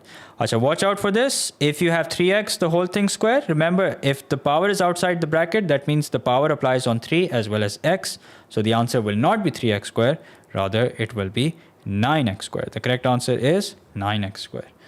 Okay. So if you have 2 cube, which is being raised to the power of 2, so this will now become 2 raised to the power 3 into 2, which is equal to 2 power 6. If you have x cube, y square raised to the power 4, the powers get multiplied. 3 times 4 is 12, 2 times 4 is 8. Anything raised to the negative power is equal to, in order to make that positive, you will take the reciprocal. Okay? So here are some examples. If it is already negative and if you take the reciprocal of it, it becomes positive. So if you want to evaluate 2 upon 2 raised to the power minus 3, you will take the reciprocal. It will become 1 upon 2 cube, which is equal to 1 upon 8. Yahan pe, since the power is on the bracket, that means you will take the reciprocal of 3 and 2. It will become 2 upon 3, then you'll square it. Then 3 upon 2 power minus 2, you will only take the reciprocal of 2 power minus 2. It will shift in the numerator and 3 remains in its place. So it will become 3 into 2 square, which is equal to 4, so on and so forth. Achha, ab ye rule yaad rakh lo. Okay, if you have a power m and you're taking the nth root of it, it becomes a power m upon n. Very important for paper 1, especially to solve questions like these. 8 power 2 upon 3 means that the power in the numerator is basically what you're going to raise it to. The power outside, the power in the denominator is what you're going to take the root of. So if it's 8 power 2 upon 3, that means 8 squared, and you will take the cube root of it. It's always a good idea to first take the root so that the number becomes smaller. And what's the cube root of it? That's 2. And then you square it. So you get 2 square, which is equal to 4. ठीक हो गया? Okay, then some questions. अच्छा, एक और rule होता है where you make bases the same. Like for example, to solve exponential equations, 2 power x equals to 16. You will rewrite 16 as a power of 2. And the purpose of doing that is so that the bases are equal, and then we can simply compare the powers and find out the value of x. Okay? Sometimes you have to do 2 steps, not just rewrite it as the same base, but also take the reciprocal before you can conclude. Sometimes you'll have to change both. So if, for example, you have 4 power x, which is equal to 8, you'll have to rewrite 4 as 2 squared and 8 as 2 cubed. That way, both of them will be written as powers of 2, and then you can ignore the bases and compare the powers to find out the value of x.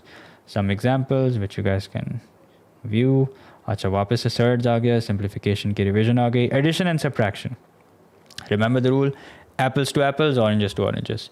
So if two numbers with the same surd is being added, 3 root 5 or two numbers which have the same surds can only be added or subtracted. Okay, so 3 root 5 plus 4 root 5 is like 3 apples plus 4 apples. What's that equal to? That's equal to 7 apples. Just like you can add 3x plus 4x and give the answer as 7x, same goes for surds also. Subtraction may be same rule hai. Achha. But if the numbers are different, if the numbers inside the root is different, then it's not possible. However, if you have something like this, 6 under root 2 plus root 8, make sure that before you conclude whether it's possible or not, it's simplified. So root 8 can be simplified and written as 2 under root 2. And now it is very much possible. 6 under root 2 plus 2 under root 2 is equal to 8 under root 2. Okay? Achha, when you're multiplying surds, here's the general rule. If two surds with the same number inside get multiplied, then the square root is removed. This is basically because root a squared is simply equal to a. The square and square root take out each other. Okay. So if you have root 3 times root 2, the numbers inside the surd get multiplied, and that's equal to 6. If you have 4 under root 3 into 2 under root 5, once again, apples get multiplied by apples. So 3 times 5 is equals to 15. 4 times 2, that's equal to 18. Okay. If you have to do whole square, then you will have to use the identity irrespective of the situation, whether it's algebraic, surds, whatever, you have to use the identity. Now, 3 under root 2 becomes a. So 3 under root 2, when you're squaring it, please pay attention that 3 under root 2, the whole thing square means that you're taking the square of 3, which is 9. And you're also taking the square of root 2, which is equal to 2. And that is how it becomes 18. ठीक है?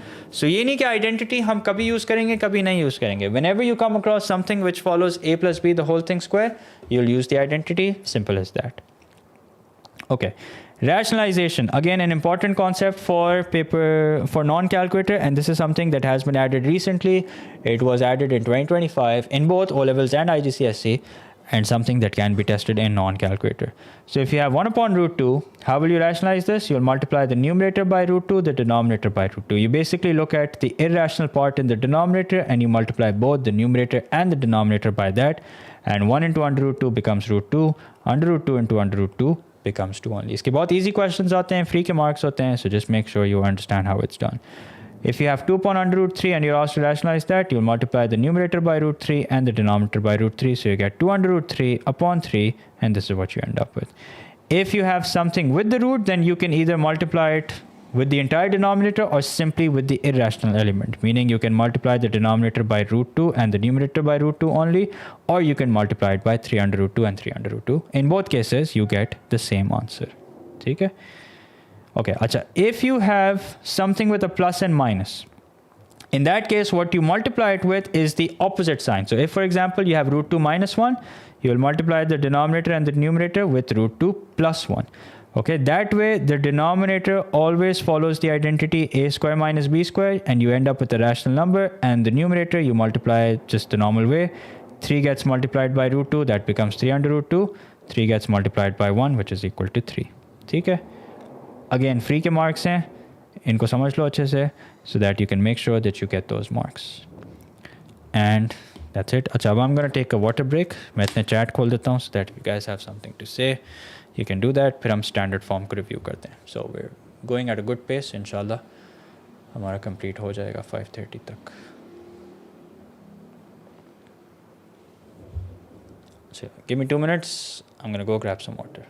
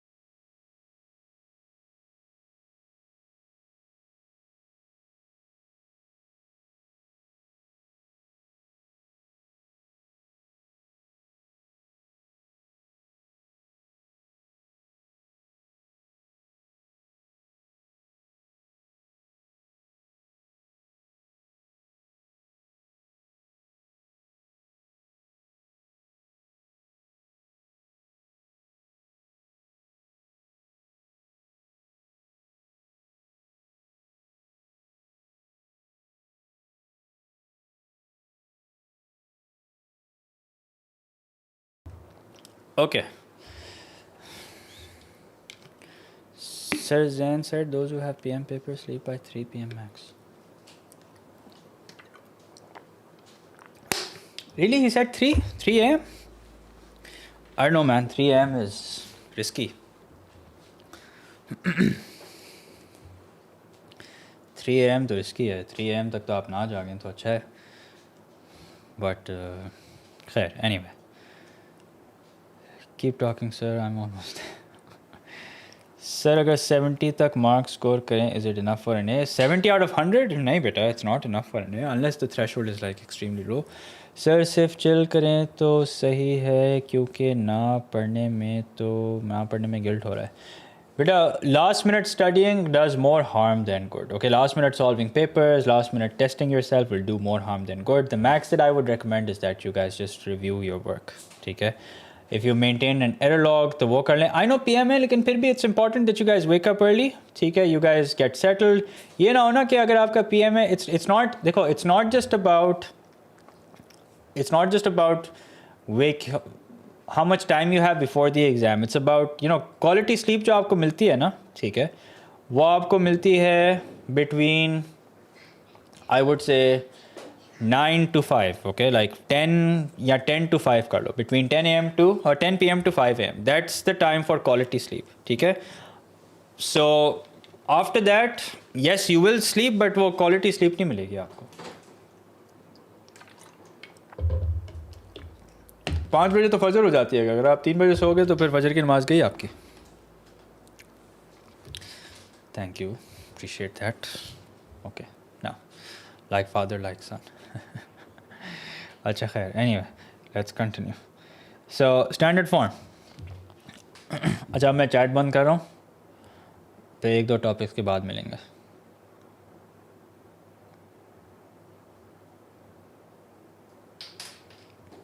So, standard form, once again, very easy and very likely to be tested in paper 1. अच्छा, ये याद रख लो.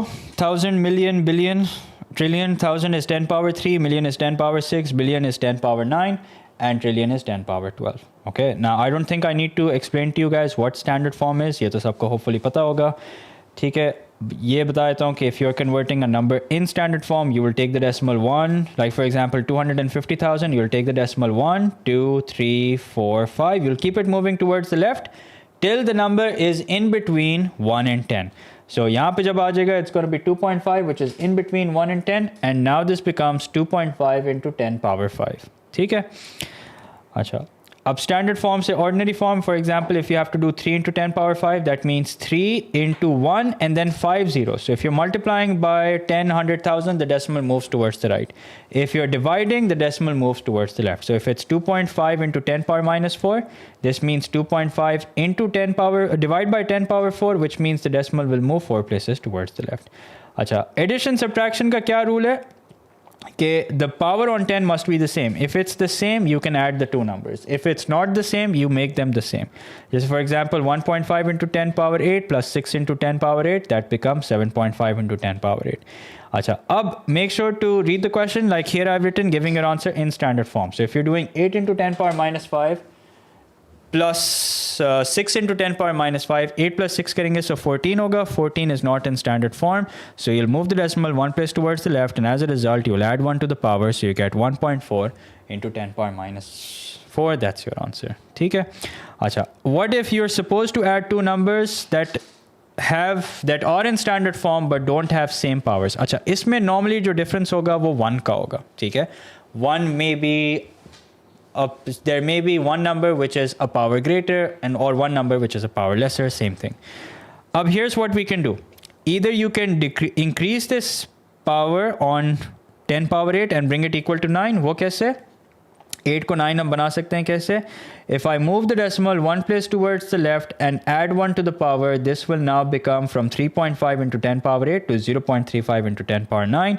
And now both of them have the same powers of 10, which means I can add them and I get 4.55 into 10 power 9. ठीक है.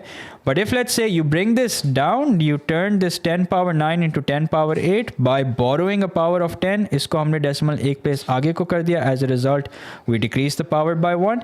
In that case, just make sure you double check and make sure your answer is in standard form or not. If it's not, then you can convert it to standard form using the normal rules. ठीक हो गया. Same goes for subtraction also. Okay. If you're multiplying, once again, remember apples with apples, oranges with oranges. So if you're doing 3 into 10 power 5 into 5 into 10 power 2, 3 gets multiplied by 5, which is 15. 10 power 5 into 10 square, which means 10 power 7, not in standard form, so you convert it into standard form. Okay? Acha. If there is the whole thing raised to a certain power, so the number before 10 also gets squared, like here, for example, and 10 power 4 also gets squared. So this becomes 36 into 10 power 8, which is not in standard form, so you convert it into standard form. Same goes for division, apples with apples, oranges with oranges.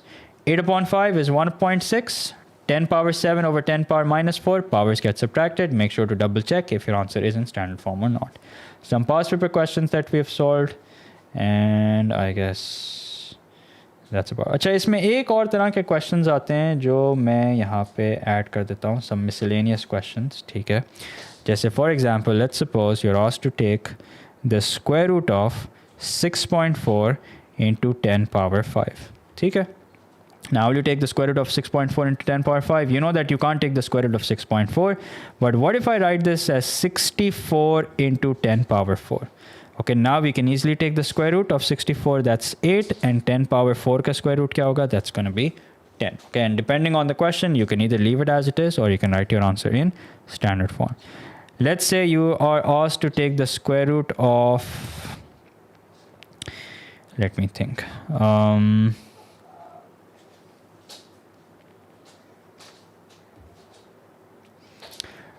2.7 into 10 to the power 10. Let's say you're asked to take the cube root of it. Okay?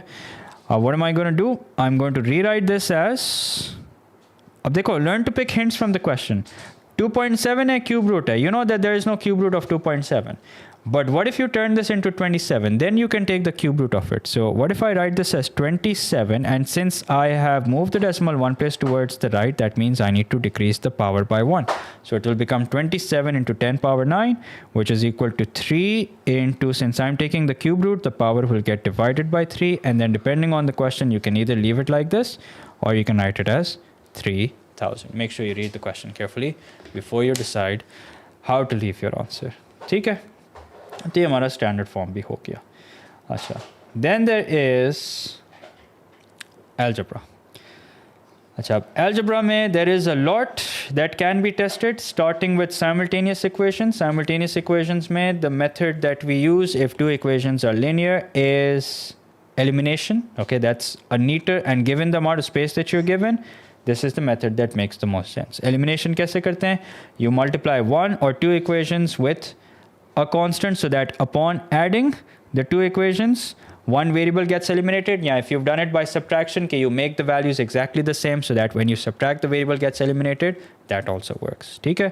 But just make sure okay, you look at the amount of space and then you decide what method it is that you're going to use. Okay? Whenever you have two linear equations, it's always a good idea to use elimination. अच्छा, एक चीज़ मैं आपको लाजमी recommend करूँगा वो ये कि check. Once you've solved, if you want that confidence in the paper, if you want to feel good about your paper, whatever answer you can check, okay? So simultaneous is something that you must and you can and you must check. So plug in the values of x and y back into the original equation and see if the left-hand side is equals to the right-hand side. For example, if I plug in 1 and 2, so 1 and 2, plugging in 1 and 2 gives me 5 in the first equation, and plugging in 1 and 2 in the second equation indeed gives me -7. So that means the work that I've done is correct and I can move on. Okay. Sometimes you might have to rearrange the equation before you can use elimination. Like for example, over here, it's not arranged in a way that I can use elimination directly. So make sure you do that first. Okay. And then you go ahead and use elimination. Substitution बिल्कुल use कर सकते हैं, but substitution की problem ये है कि if you use substitution, तो उसमें you may sometimes have to deal with fractions, which means you have to deal with LCM and whatnot, and then it becomes a problem. अच्छा, लेकिन if you have one linear and one non-linear, like for example something like this, in scenarios like these you can only use substitution. So make sure that you've made y the subject in both. So you equate both of them, then after that you do middle term breaking, okay, to find out the value of x. But do remember that if you're solving one linear and one non-linear, could be straight line with a quadratic curve, mostly it's straight line with a quadratic curve, in that case you will always get, always nahi, majority of the times you will get two solutions. Okay, paper mein hamesha look at the answer space. The answer space will tell you how many solutions you should have. Okay, you'll always be given, if there are two solutions, x equals to blank comma y equals to blank. So look for that. That is how you decide whether your answer is, whether you get one answer or two answer. Okay, so yeah, so middle term breaking, I don't think I need to dive deep into that. Middle term breaking is pretty basic. If I start discussing the basic stuff, फिर तो हम कभी भी complete नहीं कर पाएंगे. So yeah. Now, let's have a look at quadratic expressions and equations. अच्छा, word problems, very important. Word problems के जो कुछ rules हैं वो याद कर लें आप लोग. अच्छा, these are free questions. Make sure that you do these questions in the first round. You don't have to read a lot of questions. इसमें जो चीज़ें problem कर सकती हैं मैं वो आप लोगों के साथ discuss कर लेता हूँ. अच्छा, पहले ज़रा शुरू से देखते हैं क्या क्या है हमारे पास. Identities, ठीक है. अच्छा, remember some command words, very important. If the question says expand, that means you have to open the brackets. If the question says simplify, that means you have to add, subtract, multiply, divide. If the question says factorize means that you have to introduce brackets. How can you introduce brackets? You can introduce brackets by taking common, you can introduce brackets by middle term breaking, you can introduce brackets by identity. ठीक है. अच्छा, एक expression के साथ हम क्या क्या कर सकते हैं? To an expression we can expand, we can simplify, we can factorise. What is an expression by the way? Expression is something that has no equals to sign. On the other hand, what is an equation? Equation is something that has an equals to sign. So in an expression, we can expand, we can simplify, we can factorize, we can do all of that to an equation also, but with the primary purpose, with the primary intention of solving. We expand so that we can solve, we simplify so that we can solve, we factorize so that we can solve. Okay? Don't forget the identities, especially this one, a plus b, a minus b, which is equal to a square minus b square. Please, identities में जो 2ab आप लोग भूल जाते हो and you end up writing it like this. Please make sure you don't do that. A plus b the whole thing square or a minus b the whole thing square is the identity that you must remember. Here they are. ठीक है, sorry, here they are. ठीक है. Okay, now, अच्छा, एक और चीज़, if you're doing a minus b the whole thing square, I noticed that people think that b is going to be minus 1. No, if you're already using the identity a minus b the whole thing square, the value of b is not going to be minus 1. You will take that as positive only. अच्छा, expand and simplify, this means get rid of the brackets. Whatever terms can be added, subtracted, you do that. Factorize, इसको factorize करेंगे. Either the question will never say expand and simplify because it's already expanded. Expand and simplify means you get rid of the brackets and then you add, subtract. Whatever can be added or subtracted. Factorize means that you can either take common, you can either do middle term breaking, or you can either apply an identity. So here we can simply take common, we do that. Here we can factorize with the help of applying an identity. Whenever you have two terms such that they're perfect squares and they're being subtracted, remember it's always the third identity. जब भी आपके पास, याद रखो, दो terms हैं with a minus sign in between and both of them are perfect squares, that means you have to use the third identity. अच्छा, ये यहाँ से क्या हुआ है? Factorize हुआ है. Why? Because we have introduced brackets. How? With the help of middle term breaking. अच्छा, then I've talked about middle term breaking. ये I hope सबको आता ही होगा, ज़ाहिर सी बात है. अच्छा, then there is, अच्छा, quadratic equation. How do you solve a quadratic equation? Your first attempt is middle term breaking or factorization.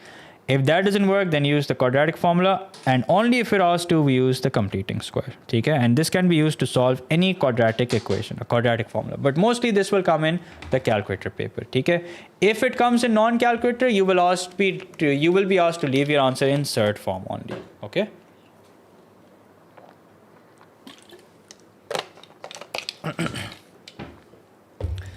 Now, whenever you have something like this, you will never be asked to solve. Okay, either please don't go the extra mile and give the answer, find out the values of x, because this is not an equation, this is only an expression. ठीक है? अच्छा, अब जैसे यहाँ पे for example factorise completely के पीछे ना हमेशा कोई ना कोई एक ढकी छुपी बात होती है. अब जैसे for example 3m² - 48, this must be 3 marks for sure. अब यहाँ पे please don't make the mistake of just taking 3 common and leaving it there, because after you take 3 common you realize that in the bracket you have 2 terms that are perfect squares, which means you can yet again use another identity and factorize it further, and that is what the question means when it says factorize completely. ठीक है? अच्छा, sometimes you get quadratic equations that look like these. Okay, here also you have to do middle term breaking. 4 into 9 is 36. Factors of 36 that give you 12. So just 6 and 6, but with xy in both. ठीक हो गया? अच्छा. Then this is most likely paper 2. So we're gonna skip this. We're gonna skip this. 2 decimal places. अच्छा. इस तरह के questions बहुत common होते हैं paper में, especially non-calculator. Make sure you do them right. There is no rocket science in these questions. Middle term breaking in the numerator in this specific question, and identity in the denominator. And then the sole purpose is so that we can simplify. Remember क्या होता है? Add, subtract, multiply, divide. So here there's nothing to add, there's nothing to subtract. All we have to do is factorize, and then we're going to divide.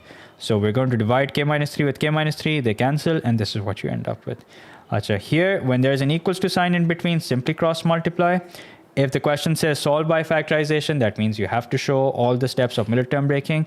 Achha, yahan pe when you have 2 fractions, the LCM can be found by multiplying the 2 fractions. Be careful when you're multiplying 3 with x minus 1, make sure that you put a minus outside and you do minus 3 into x and minus 3 into minus 1. If you don't, you'll end up making a sign error. Is tarah ke questions mein, what goes wrong is not a conceptual error, but a sign error. So remember the 3 to 1 rule. Do 3 lines of working. ठीक है, ये programmers use करते हैं. 3 lines of code, pause for 2 seconds, review the code once. Okay, you guys obviously aren't programming. So 3 lines of working. So this is 1 line, this is 2 line. ठीक है, चलो इसी को 3 lines consider कर लेते हैं. So 2 lines of working, pause for 2 seconds, review your work once, then move on. Okay, so remember this as the 3 to 1 rule. 3 lines of working, 2 lines of 2 second pause, review the work once. ठीक हो गया? Okay.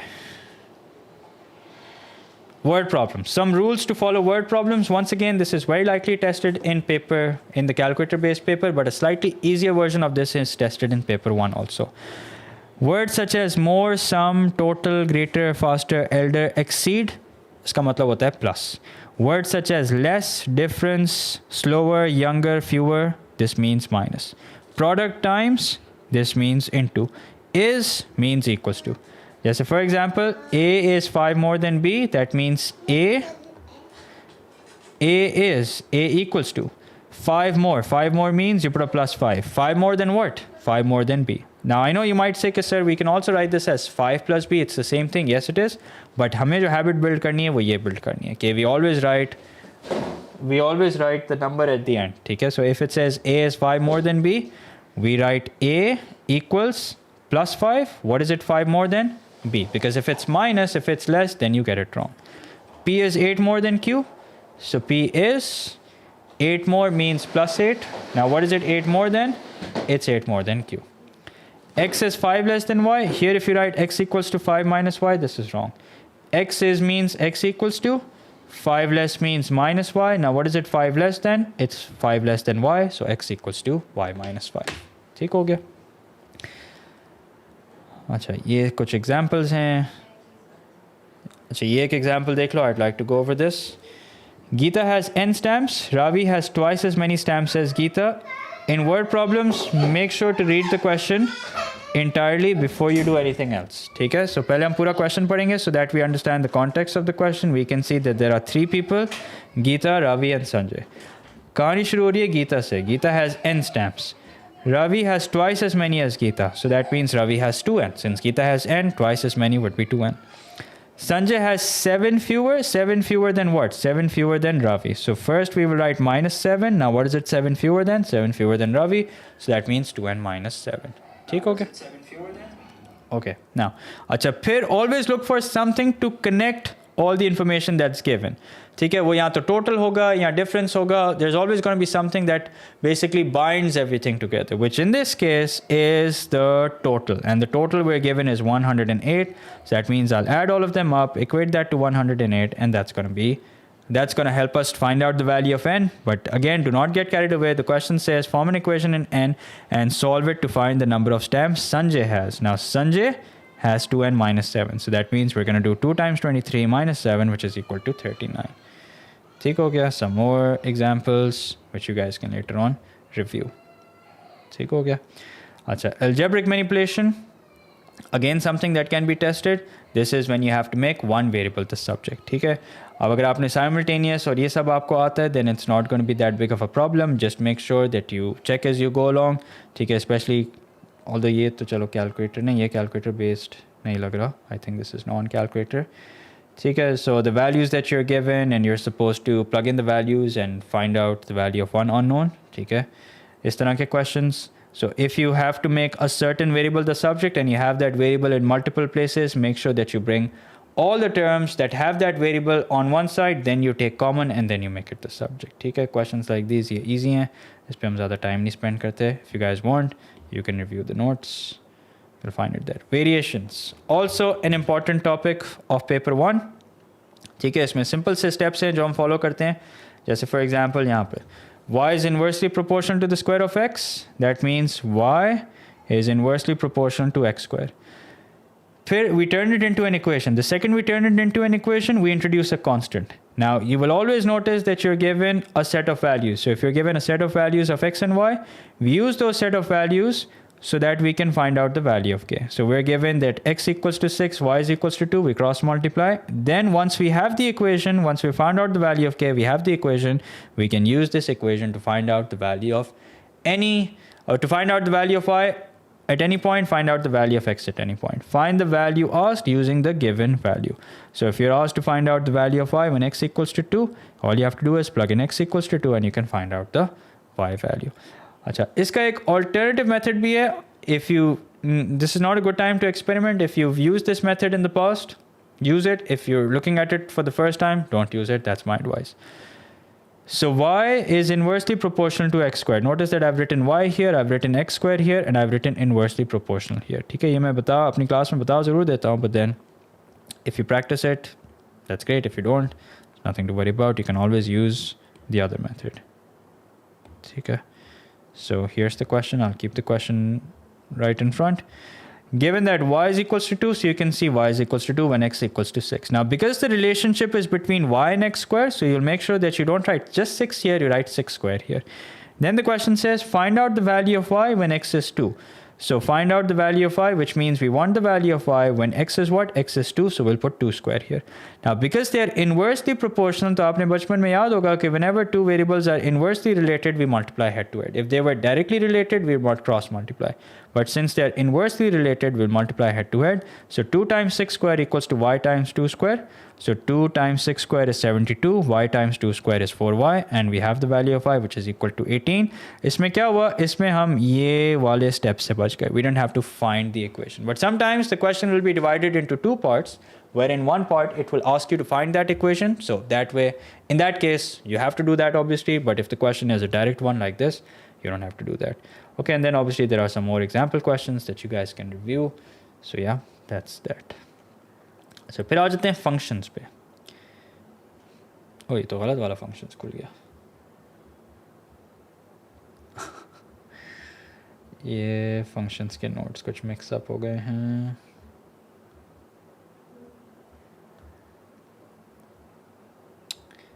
हाँ. एक second है.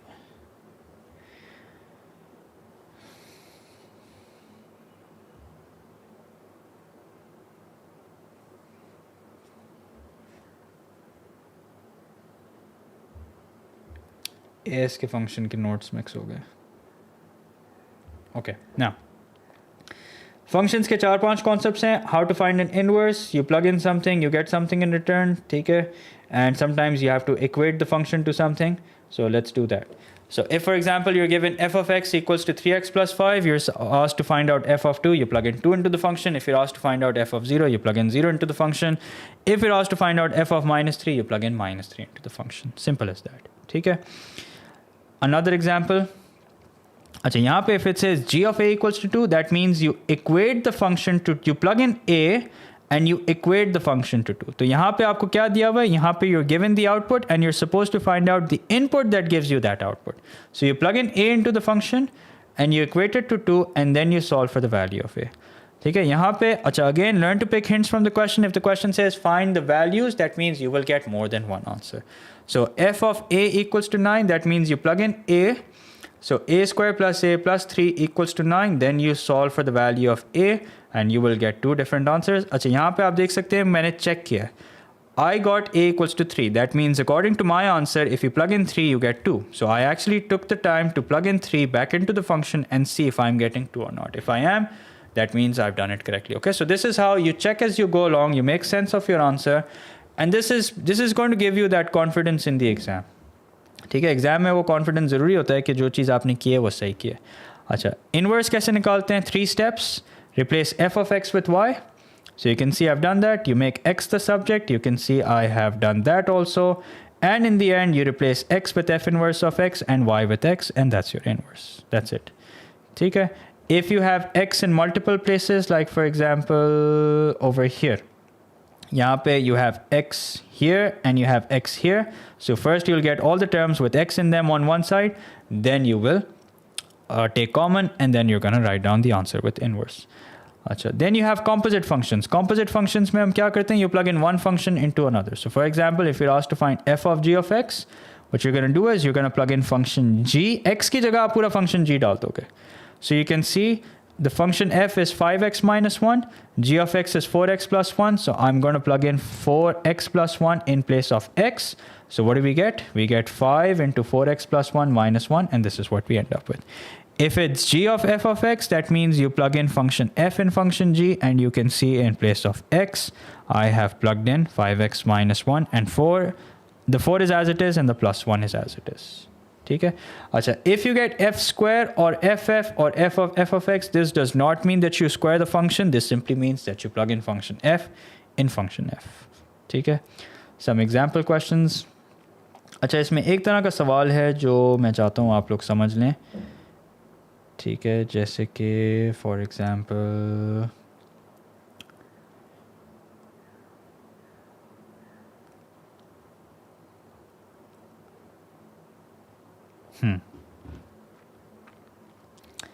h inverse of x. यहाँ चलो मैं एक अपना सवाल बना लेता हूँ इनमें.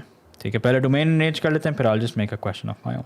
अच्छा, domain and range, people make a lot of big deal about it कि डोमेन एंड रेंज ऐड हो गया. What do we do about domain and range? It's very simple. If you're given the domain like this and you're asked to find out the range, all you do is you plug in the values in the order that they're given to you in the function. Like for example, you plug in 1, what do you get? You get minus 1. You plug in 2, what do you get? You get 0. You plug in 3, what do you get? You get 3. You plug in 4a, what do you get? You get 16a square minus 8. And then you give the answer in range form. That's it. Okay? It's not complicated. People have made it complicated. Just for example here, for each of the values, for each of the following functions, the domain is this. Find the list the values in the range. So you plug in these values in each of the functions one by one, and you give the answer in the same order as the one that's given over here. Just say for example, whatever is the output of minus 3, you write that first. Whatever is the output of 0, you write that first. Whatever is the output of 1, whatever is the output of 7, you write that first. ठीक है. अच्छा, अब last में एक इस तरह का सवाल पेपर में आने लगा है जिससे बच्चे थोड़े परेशान हो जाते हैं. They think that they need to know how to find out the inverse of an exponential function, but that's not how it is. So let's suppose you're given h of x equals to 3 power x. Okay, and the question is, okay, you're asked to find h inverse of 9, which is equal to a, and the question says find a. अब देखो, I doubt anyone here knows how to find out the inverse of this function. It's not part of first syllabus. ठीक है? But remember this, that if I take the inverse across the equals to sign, ठीक है, whenever you take the inverse across the equals to sign, it turns into a normal function. ठीक है, recall sin x, and how do you work this out? For example, if you have to find out the value of x over here, you will take sine across the equals to sign, right? And if you do that, it will become sine inverse of 0.5. Now, what if I do the other way around? What if I take the inverse across the equals to sign? Then it will turn into a normal function. And now it becomes sine x equals to 0.5. So I've done the exact same thing. I've taken the inverse across the equals to sign so that it turns into a normal function. Now, h of a basically means that I plug in a in place of x. Now, is this solvable? Yes, it is. All you have to do is basically rewrite 9 as 3 squared and let 3 power a be as it is. And you have the value of a, which is equal to 2. That's it. Solve okay. Okay? So remember, if you ever come across a situation where there is inverse of an exponential function involved, take it across the equals to sign, even if let's say you're not given what it's equal to. ठीक है, ऐसा भी हो सकता है. एक सवाल ऐसा आया था कि where the question just said कि find h inverse of 9. तो बच्चे घबरा गए कि भाई मैंने तो सिखाया कि equals to sign के across लेके जाओ तो वो हो जाता है और normal function हो जाता है. यहाँ पे तो equals to sign के across कुछ है ही नहीं, तो कोई बात नहीं. You just let it be equal to p. Okay, आप खुद ही equals to sign लगा के बोल दो p, which means now this becomes h of p, which is equal to 9. h of p means that you plug in p equated to 9, and now you solve it like you would solve any other exponential equation, and you get p is equals to 2. ठीक है, तो ये हमारा functions भी हो गया. Okay. Coordinate geometry. Coordinate geometry, remember the formulas, the distance formula. This is not something that's going to be given to you. Remember the midpoint formula, remember the gradient formula. Remember the rules of gradient. What are the rules of gradient? Let's go over that. Also remember, okay, to find out the area of a triangle, you will have to use half into base into height. Add math student, अगर वो सोच रहे हैं कि हम वो वाला formula use कर लें, Hero's formula, या if you're thinking we use the shoelace method, that is not part of the math syllabus. ठीक है? And you will never be in a situation where you have to use that method. अच्छा, जिन लोगों को नहीं पता कि ये shoelace method ही मैं क्या बातें कर रहा हूँ, कोई टेंशन की बात नहीं है. This is something that you're not supposed to know anyway. Okay? Now, always make a situation like this where you can find out the base and the height easily and then use this formula only. Okay? But remember the rule between base and height. The rule between base and height is that the height is always the perpendicular distance between the base and the highest point. So if this is your base, this becomes your height. If this is your base, this becomes the height. If this is your base, this becomes the height. Same thing. ठीक है? अच्छा, midpoint, add the x coordinates, divide by 2, add the y coordinates, divide by 2. Equation of a straight line, y equals to x plus c. Now, अब doom solvers के लिए एक important point. If you have a line which is upward sloping, that means its gradient better be positive. If it's not positive, that means you've made a calculation error. So you must double check and make sure that you identify what that calculation error is. If you have a downward sloping line and you work out its gradient, it must be negative. If you're doom solving and your answer is positive, you won't even realize that you've done something wrong. A horizontal line is such that its gradient is equals to 0 and its equation will be y equals to a certain constant. A vertical line is such that its equation will be x equals to b, where b is the point at which it's cutting the x-axis, for which you don't really need to know the point at which it's cutting the x-axis. किसी भी point का, if you can find out the x coordinate, you know that it's going to remain the same throughout.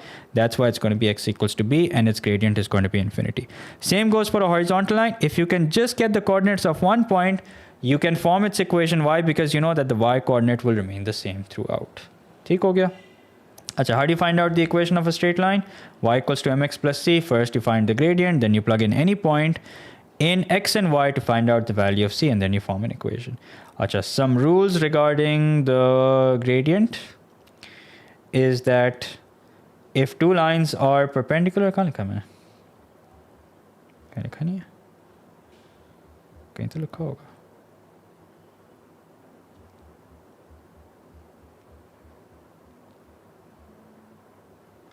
Gradient के साथ शायद लिखा है.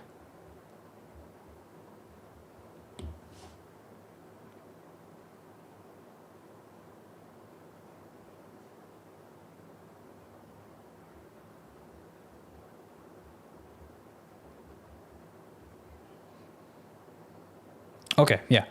Parallel lines have the same gradient. Perpendicular lines का gradient क्या होता है? Negative reciprocal होता है. ठीक है?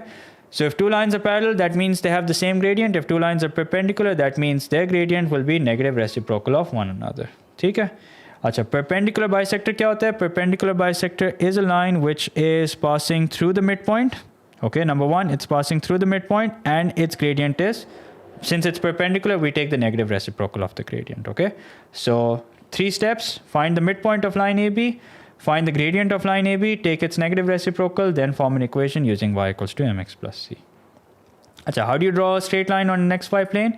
You do that by assuming value, especially when you have x and y. If you don't have x and y in the equation, if it's just y equals to a certain constant or just x equals to a certain constant, then there's no need to do that, okay? But if the equation involves x and y both, you assume points, and the best way to assume points is such that the values that you get are integer values, and you can mark them on the grid, okay? So you take a negative value, a 0, and a positive value. That's good enough, ठीक है?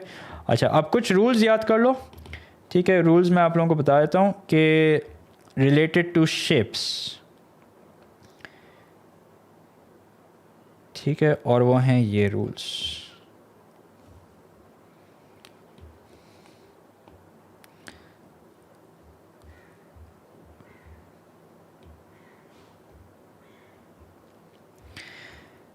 That the square has diagonals that are equal. The diagonals of a square intersect at midpoint. The diagonals are perpendicular. Rhombus does not have equal diagonals. The diagonals do intersect at midpoint, okay? And the diagonals are perpendicular. That means the diagonals, when you draw them, there is a 90-degree angle in between. Rectangle does have equal diagonals. The diagonals intersect at midpoint, but they're not perpendicular. That means when you draw them, the angle in between is not 90 degrees. Then parallelogram does not have equal diagonals. The diagonals do intersect at midpoint, and they do not make a 90-degree angle. ठीक है? और kite का भी देख लो. Kite does not have equal diagonals. The diagonals do not intersect at midpoint, but the diagonals are perpendicular. That means when they intersect, the angle formed is 90 degrees. Okay? Now, इससे हमारा coordinate geometry भी हो गया. Coordinate geometry के बाद there is graphs of inequalities, I believe. Let's have a look at that. Maybe just algebra inequalities. Let's check. Inequalities. Okay. So first, let's go over inequalities. Now, inequalities के भी कुछ easy questions आते हैं paper में. जैसे for example, you're given the shaded region, you're supposed to define that. So for example, if it says x is greater than 2, then you make a circle at 2 and you don't color it. But if it says x is greater than or equal to 2, then you color the circle also. Then if it says x is greater than minus 2, less than 5, which means you draw a circle at minus 2 and 5 and you don't color either. Okay, remember these rules. Achha, whenever you solve an inequality and you reach a position where you have a minus sign with the variable, you know the rule that we multiply both sides with minus. And in the process, what happens is the inequality sign flips. Okay, when you multiply both sides by minus, this is the correct solution. Okay, this is wrong. So when you multiply minus 2x with minus and the other side with minus, what is the intention? The intention is so that we can get rid of the minus sign over here. So this from minus 2x will become 2x, and this from 4 will become minus 4, and this is what you end up with. Achha, note, whenever both sides of an inequality are multiplied by minus 1, in order to make the variable positive, the inequality sign will flip. ठीक है, इसकी मैंने logic समझाई हुई है, वो भी आप देख सकते हैं. Achha, whenever you have something like this, okay, you have double inequality. Double inequality में हम क्या करते हैं? We first solve one pair of inequalities separate, and then we solve the other separate. And then in the end, we combine our answers. So for example, here we get x is greater than or equal to 1, x is lesser than or equal to 4, which means I think the question says list the possible integer values of x. So integer values will be 1, 2, 3, 4. Once again, here, what are we going to do? We're going to combine these two first and then solve. Then we're going to combine these two and then solve. And then in the end, we're going to combine our solution also. Okay? Achha, फिर आ जाते हैं graphs of inequalities. Again, easy given that you remember the rules. What are the rules? If you have a line like this, the upward region will be greater, the lower region will be lesser. If you have a line like this, the upward region will be greater, the lower region will be lesser. If you have a line like this, ye greater hai, ye lesser hai. Line like this is greater, this is lesser. Okay? If the line is solid, these are the signs that you use. If the line is dotted, these are the signs that we use. Achha, sometimes solid line दी हुई होगी, but inside the region triangle या between बोला हुआ होगा. In that case also we use the inequality signs without the equal to sign. Okay? Achha. In questions like these, make sure to read the question carefully. Sometimes the question will say unwanted region, which means that you will shade the opposite region. So if a sign is of greater than, you will shade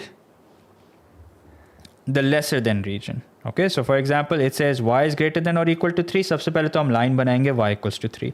We'll make a solid line because the sign involves equals to. Okay, then y is greater than or equal to 5x. To draw this line, we will assume some points, okay, by plugging in values of x and y. Now here, there's no point in plugging in negative values, so we'll only plug in positive values.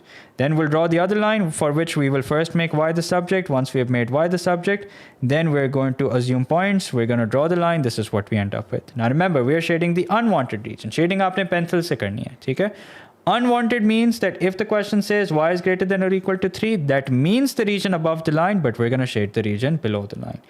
Y is greater than or equal to 5x, that means the region above the line, but we're going to shade the region below it. X plus y is lesser than or equal to 6, that means the region below the line, but we're going to shade the region above it. Now, because we've shaded the unwanted region, that means the wanted region is the one that is not shaded. So which region is free from all the shading? Acha, isme what students do is they always look for the nice triangle, the nice trapezium. That's not always the case, okay? Sometimes the shape is a weird shape, and this is an example of that. The correct region is this region. बहुत सारे students tempt होंगे, वो कहेंगे ये अच्छा सा triangle बन रहा है, यही answer होगा, but that's not always the case. Sometimes yes, in fact, most of the times I would say yes, but not all the time, okay? And then sometimes you are given the lines, you are given the region, and you have to define that. Questions like these are free marks because there's a lot of work, but easy work that you have to do. Okay, so one by one, you will find out the equation of every line. How?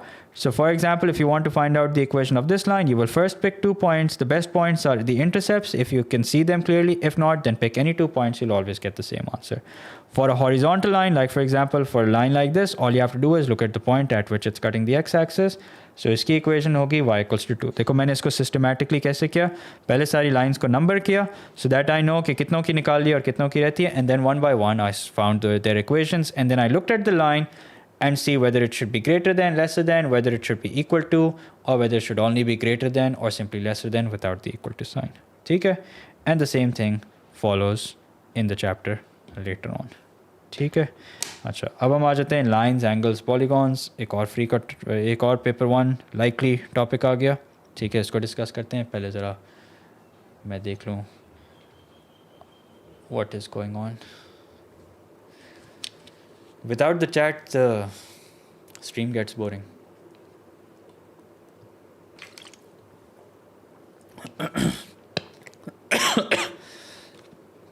How to shade in inequalities and Venn diagrams? What do you mean?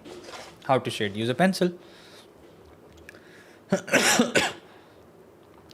Graphs of functions पे भी आएंगे, don't worry.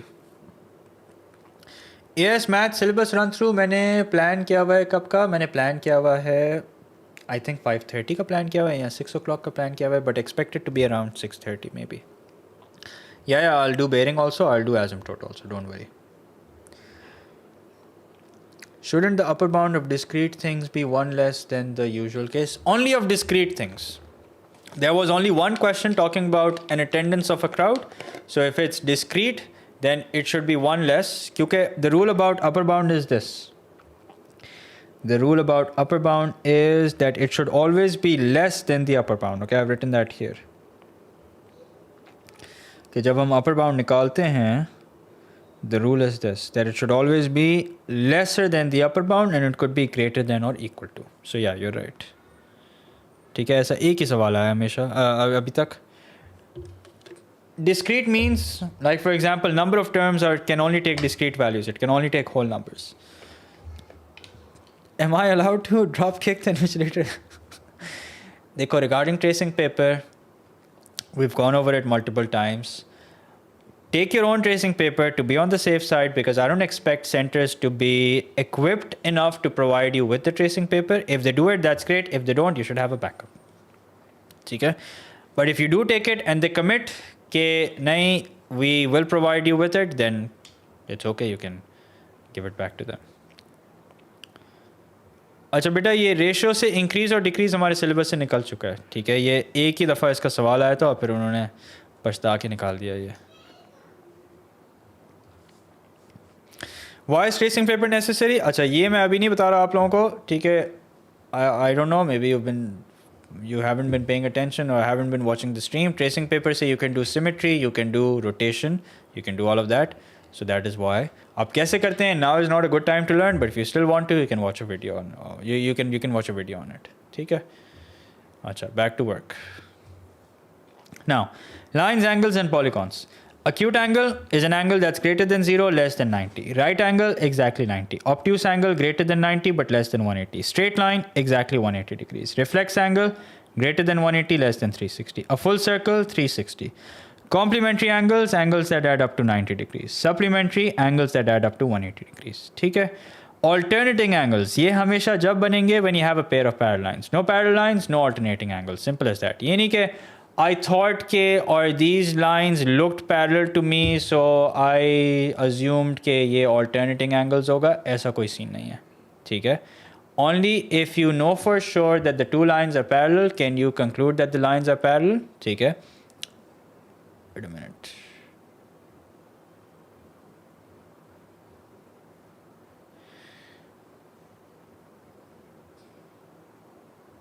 Okay, sorry, बीच में stream को कुछ हो गया था. सही चल रही है.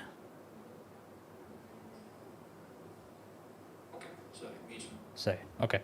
Only if you have a pair of parallel lines will you have alternating angles. And the tip is look for the Z. ठीक है, अब वो Z ज़रूरी नहीं है कि हमेशा it's going to be nice and smooth Z. Sometimes it's going to be tilted like this. Sometimes it's going to be a weird looking Z. But just make sure that you look for a Z to find out alternating angles. Then you have corresponding angles. ठीक है, इसको corresponding भी बोलते हैं, इसको co-interior भी बोलते हैं. So in corresponding angles you look for the F. ठीक है, इसको co-interior भी बोलते हैं, corresponding भी बोलते हैं. Okay, so for example this 60 and this 60. ठीक है, अच्छा, so sorry, co-interior में sum 180 होता है. Okay, co-interior में you look for the C. So co-interior is something like this. So for example, if you have a pair of parallel lines, in co-interior you look for the C. If this is, let's suppose 120, then this will be equal to 60 degrees.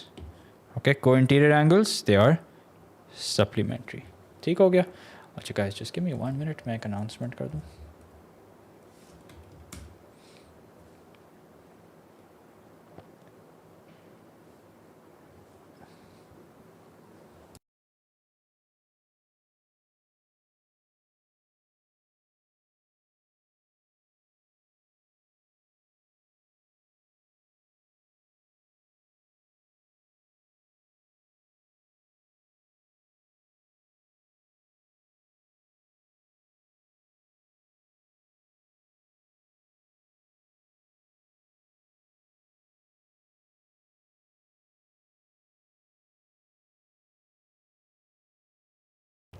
Okay, now, so then you have vertically opposite. Vertically opposite हम कैसे identify करते हैं? एक x बनता है, ठीक है? So whenever you have two lines that cross, you get vertically opposite angles, okay? अच्छा, then in a parallelogram, remember opposite angles are equal, okay? And adjacent angles, जिसको हम co-interior बोलते हैं, they are supplementary, okay? Then there are some example questions, ठीक है? These are the kind of questions that you should solve in the first round. ठीक है, questions that don't require a lot of thinking time, questions that don't require you to read the question again and again carefully.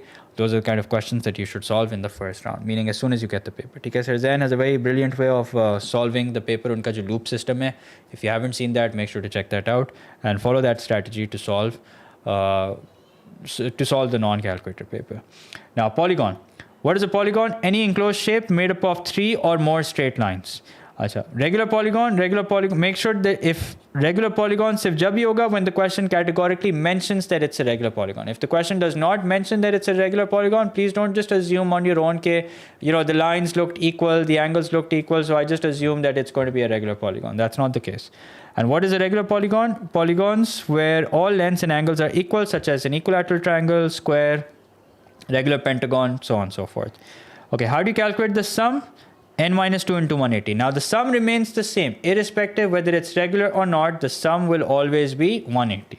Okay? Each interior angle is equals to sum divided by the number of sides, and this only applies to a regular polygon. Sum of exterior angles is always 360 irrespective of the polygon. Each interior angle is equals to 360 upon n, and each देखो हमेशा regular के case में होता है. ठीक है? Now, interior angle and an exterior angle is equals to 180 irrespective whether it's a regular polygon or an irregular polygon. You can see I've done an example over here. 140 plus 40, what's that equal to? That's equal to 180. And then here, 100 plus 80, what's that equal to? That's equal to 180. And once again, यहाँ पे भी आप देख लो, irrespective of the polygon, always equal to 180 degrees. Each interior plus each exterior. अच्छा यहाँ पे you can see that there are some polygons of which I've written the sum, I've written each interior angle. If you memorize them, that's great. If you don't, you can always work it out on the go by using the formula. But if you memorize them, you'll just be able to save some time.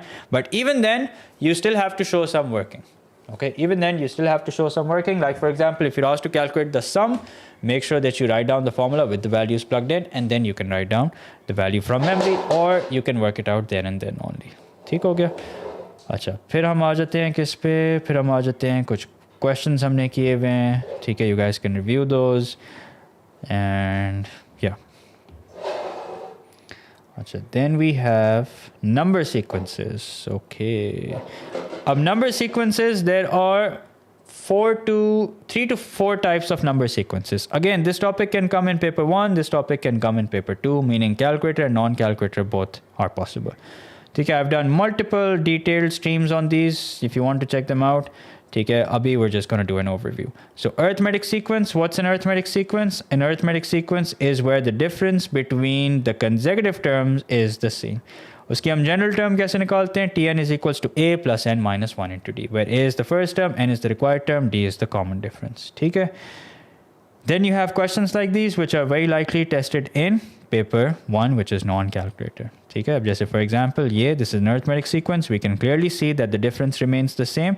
Shape number 3 हमें बना के दिया हुआ है. Shape number 4 we'll have to figure it out. But first we have to figure out the number of matchsticks. Okay? अच्छा, then you have some questions like these. Explain why there is not a shape that is made up of 100 matchsticks. अब देखो, all these numbers that we have, they are multiples of 6. Is 100 a multiple of 6? No, it's not. So questions like these just require logic. It's not that this is a different concept that you have to sit down and learn. No, it's just simple logic which you have to use to solve questions like these. Achha, then there is a quadratic sequence. What is a quadratic sequence? When the difference of the difference is the same. What is the formula that we use to find out the general term? It's a plus n minus 1 into d1 plus d2 upon 2, which into n minus 1 into n minus 2, or you can just memorize the expanded and simplified version of n minus 1 into n minus 2, which is n square minus 3n plus 2. A क्या है? A first term है. D क्या है? The first difference. That means the difference between the first two terms. And D2 क्या है? It's the difference of the difference. ठीक है? So this is the method that I prefer. If you've done it some other way, then no need to change your method. If one day before the exam, you can stick to that method. ठीक है? Given that you have a good grip on it. Achha, then there are some past paper questions that I've solved. Achha, then there is exponential / geometric sequence. The formula for this is right here. A r raised to the power n minus 1. Now, how do you identify an exponential geometric sequence? Is when you have a common ratio, meaning you pick any two consecutive terms and you notice that they have the same ratio, meaning the third term upon the second term, like for example here is 4 upon 2 is equal to the fifth upon fourth, which means 16 upon 8. So any two consecutive terms, you take the preceding term divided by the preceding term. If you get the same answer, that means there's a common ratio, which means that you have what you have is basically an exponential sequence. And here's how you work out the formula. Here's how you find out the general term of an exponential sequence. Achha, then you have a hence find sequence. Ab hence find sequence mein hum kya karte hain? This is basically when you use the general term of another sequence to find out the general term of another sequence, okay? To find the general term of a sequence using the general term of another sequence. Meaning you don't do the working from scratch. You just identify the difference. The difference itself could be an arithmetic sequence. The difference could be just a constant. And that's how you use it to find out the general term of this sequence. Just say, for example, मैं आपको दे दूं 1, 4, 9, 16, 25, 36. Now you know that this is basically the pattern n square. And I ask you to find out the general term of 2, 5, 10, 17, 26, 37. Now, जो भी smart होगा वो कहेगा कि wait a minute. I don't have to do all the hard work all over again. I can just see that all these terms are 1 greater than the terms in the previous sequence. So that means the nth term, the general term of this sequence will also be 1 greater. That's it. ठीक है, अब जैसे यहाँ पे for example, here is a sequence 5, 8, 13, 20, 29, and the question says that the pth term of this sequence is p square plus 4. Okay, now p square plus 4 means that to find out the general term of this sequence, we use the formula p square plus 4. अब देखो मैंने यहाँ पे क्या किया? I've written the sequence above. Okay, I've written 5, 8, 13, 20, 29. These are these terms. अब देखो, how are we going from each term of this sequence to the term of the sequence that we're supposed to find out the general term of? You can see that in order to go from 5 to minus 2, we're subtracting 7. In order to go from 8 to 1, we're subtracting 7. So difference of 7, subtracting 7 throughout. So that means in order to go from the general term of this sequence to the general term of this, we will simply subtract 7 from the general term of this sequence and we get p square minus 3.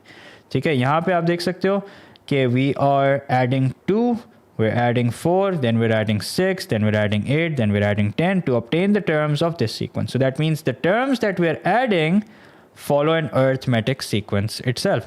So that means nth term में हम क्या add करेंगे? Nth term में हम 2p add करेंगे, because the pattern is such that in the first term we're adding 2, for the second term we're adding 4, then 6, then 8, then 10. So that means in the pth term we'll simply add 2p. ठीक है, so we categorize these as a hence find sequence. ठीक है.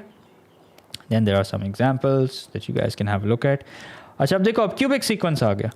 अब cubic sequence को identify करने का तरीका क्या है, and how do you find out the general term is not that difficult. People make a big deal out of it. Yes, it does require subtraction of some big numbers, but it's not that difficult. How? A cubic sequence is such that the difference of the difference of the difference is common. Difference of the difference.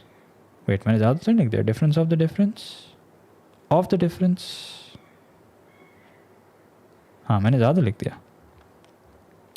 Difference of the difference of the difference is common. Yeah, the third difference will be the same. So that means here's the difference, here is the difference of the difference, and here is the difference of the difference of the difference. ठीक है? And if this is common, this is an example of a cubic sequence. अब cubic sequence लिखने का best तरीका क्या है? इसी question को दोबारा कर लेते हैं. कि you start writing perfect cubes, ठीक है, and then you look for a pattern. So this is the first term, this is the second term, the third term, the fourth term, the fifth term, and then the nth term. So I'm going to write 1 cube over here, which is equal to 1. Then I'm going to write 2 cube over here, which is equal to 8. Then I'm going to write 3 cube over here, which is equal to 27. This is why you should have cubes from 1 to 10 memorized. Then I'm going to write 4 cube over here, which is 64. Then I'm going to write 5 cube over here, which is 125. अब इसकी nth term क्या होगी? इसकी nth term n होगी. अब guaranteed there's going to be a pretty basic pattern. How do you go from 1 to 8?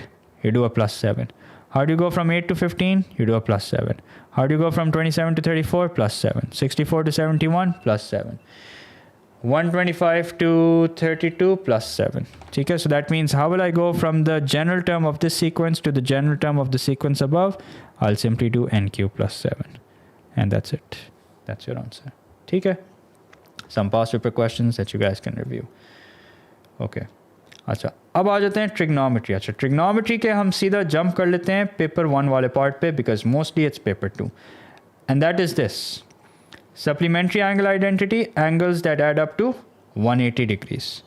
Okay, and their sine value will be the same. So you must remember this identity, that whatever is sine 30 will be equal to the sine of the supplementary angle of 30, that is 150. Okay, so sine 60 की जो भी value है, sine 120 की भी वही value होगी. Whatever is sine 50 equal to, sine 130 will also be equal to that.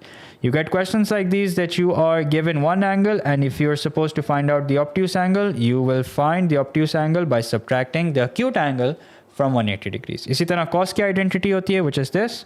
Cos 180 minus theta, cos theta equals to minus cos 180 minus theta. Okay, I've done some paper 1 trigonometry streams in the past. You guys can check it out to understand what kind of questions we can expect in paper 1. Acha, in case there are any IGCSE students,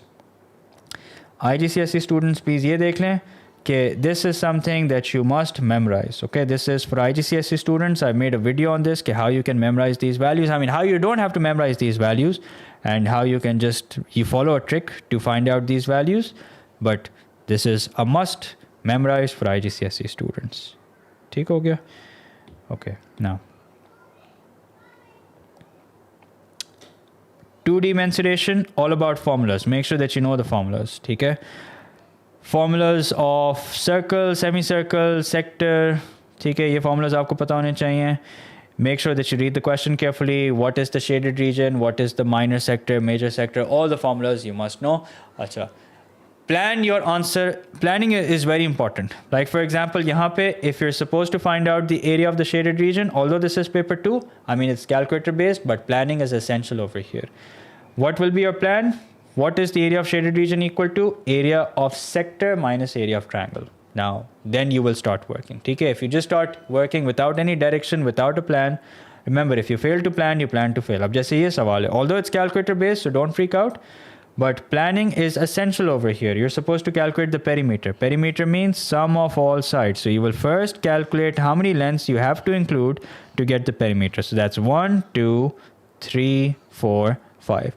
And now you have a direction to work in. You know that you want 5 lengths before you can add them up, before you have the perimeter. Okay, perimeter of shaded region will not include any lines that are drawn inside the shape. Okay? अब ये कुछ non-calculator questions आ गए. Notice that if it's non-calculator, you're asked to take pi to be equal to a certain value. Or you're sometimes asked to give your answer in terms of pi only. ठीक है? ये सारी formulas की game है. If you know the formulas, you're going to be able to solve these questions. No big deal. Same goes for 3D mensuration. 3D mensuration में एक important चीज़ मैं आप लोगों को बता दूँ. In fact, a couple of important things. And that is how to calculate the total. Conversions are important. Okay, so remember that. Remember your conversions. Remember the nets. Okay, what nets are formed when you open them up. This will help you calculate the total surface area. And also remember this. इस तरह का सवाल अक्सर आता है कि when you open up a cone, ठीक है, what you get is a sector. And remember these rules. कि radius of sector, okay, radius of the sector is equal to slant height. I've done a detailed stream on 2D mensuration. You guys can check it out. But abhi main sirf important rules bata raha hu. Radius of the sector becomes the slant height of the cone. Arc length of the sector becomes the circumference of the circle. And the area of the sector is equal to the curved surface area of the cone. Make sure to read the question carefully, whether it's solid, whether it's hollow, whether a cylinder is closed, open, hollow, so that you know which formula to take. ठीक है? अच्छा, एक और important rule regarding composite solids. अच्छा, चलो let's go over these key points. For total surface area of any solid, we calculate the area of each side and then sum them up. The volume of a solid does not change even if it's open from the top or hollow. Okay, so whether glass, ये बोतल को मैं ऊपर से खोल दूँ या बंद कर दूँ, the amount of water that it contains will remain the same. The formula for total surface area of pyramid depends on the shape itself, meaning the formula is 1/3 into base area into height, so it depends on the base itself. Achha, when one object is melted to make another, the volume remains the same. However, the total surface area can change. So you often get questions like these where one big sphere is melted to form multiple small spheres. So remember, in this process, the volume remains the same. The slant height of a cone becomes the radius of the sector. So ये मैं अभी आप लोगों को already बता चुका हूँ. ये तीनों key points बता चुका हूँ. When calculating the total surface area of a composite solid, do the following. Imagine you are holding the object in your hand. Now count the number of faces you can touch, calculate their area and add them up. Okay, so we've done examples like these also. If you have a cylinder and a hemisphere on top and you want to calculate the total surface area of such a shape, imagine you're holding the object as one solid in your hand, count the number of faces you can touch, find out their areas, add them up, you will have the total surface area. To calculate the volume of a composite solid, simply calculate the volume of every individual shape and add them up. However, if you want to calculate the volume of every shape, add them up, you'll get the answer. Simple as that. Okay, here are some examples that I've done. And अच्छा, prism क्या होता है? Prism is a solid geometrical 3D figure whose ends are equal, parallel, and similar. To calculate the volume of a prism, this is the formula that I prefer. Area of cross section into length. I do not prefer this formula for reasons that I've made obvious in my last stream, in the last 3D mensuration stream. ये formula मैं इसलिए avoid करता हूँ because base से अक्सर students समझते हैं that base literally means the base that it's resting on, which is not the case. Okay, so how to identify the prism? How to identify a prism / uniform solid and find its cross section? Okay, अब ये देखो, ये एक simple सा rule है which will help you identify a prism or a uniform solid and find its cross section. Imagine the 3D shape is made out of bread. See if it's possible to slice the bread in a way so that every slice is the same. If yes, then the shape of the slice is the cross section. If not, then it's not a prism / uniform solid. अब जैसे ये एक bread का अगर बना हुआ है, तो I can slice it in a way that every shape is, what is this? Is this a hexagon? 1, 2, 3, 4, 5, 6. Yeah, 1, 2, 3, 4, 5. Yeah. So it's a hexagonal prism. Similarly, this is also a prism. Why? Because I can slice it in a way that every shape that I get is the same. Okay, so इसका cross section क्या होगा? Cross section will be the triangle, whatever triangle it is, whether it's a right angle triangle, whatever kind of triangle, doesn't matter. ठीक है? अच्छा, then there is a formula to calculate the total surface area. वो भी बता देता हूँ. Now, the best way to do it is to count the individual number of faces, calculate their areas and add them up. I'm talking about the total surface area of a prism. The other is that this is a formula that you can use. Okay, it's 2C plus PL, where C is the area of cross-section, P is the perimeter of cross-section, L is the length of prism / uniform solid. So 2C means 2 times the area of cross-section. Here you can see I've done that, 2 times the area of cross-section. This is actually just the area of cross-section. I'll multiply it by 2 later. Then I find out the perimeter of cross-section, which is basically 7 plus 3 plus whatever this length is. This is root 58. And then we multiply it by the length of the prism, which is equal to 10. So 2C plus PL, we get the total surface area. ठीक हो गया? Conversions, we remember, are important. Sometimes you'll have to calculate the volume in liters and stuff like that. So make sure that you're aware of what the question is asking. अच्छा, अब statistics. Statistics में we have mean, median, mode, जिसके formulas हैं. Mean is sum divided by the total. Okay.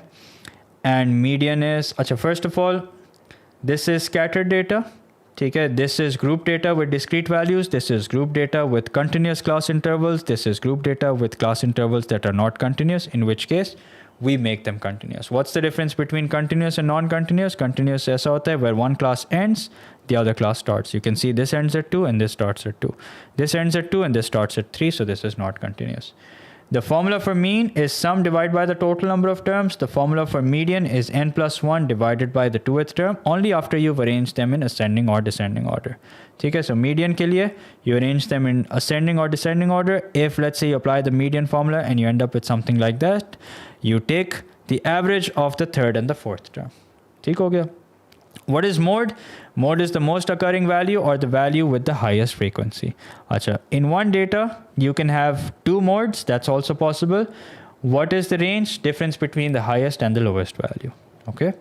Then there are some examples. Achha, if you have group data like this, the formula that we use is that we multiply the frequency by x, we add them up, and then we divide by the total frequency, which is most of the time given in the question. To find out the median, we use the same formula, 25 plus 1 upon 2, so that's the 13th term. अब हम देखेंगे, we're going to look at the cumulative frequency and see in which box do we cross the 13th term. So 2 plus 6, that's 8, 8 plus 5, that's 13. So in this box, we cross the 13th term. We don't cross it, but it's equal to the 13th term. So that means the median is 4. ठीक है, और mode क्या होगा? Mode होगा the value which has the highest frequency. So the highest frequency that I can see is 6, but please don't write 6 as the mode. 3 is going to be the mode. ठीक है?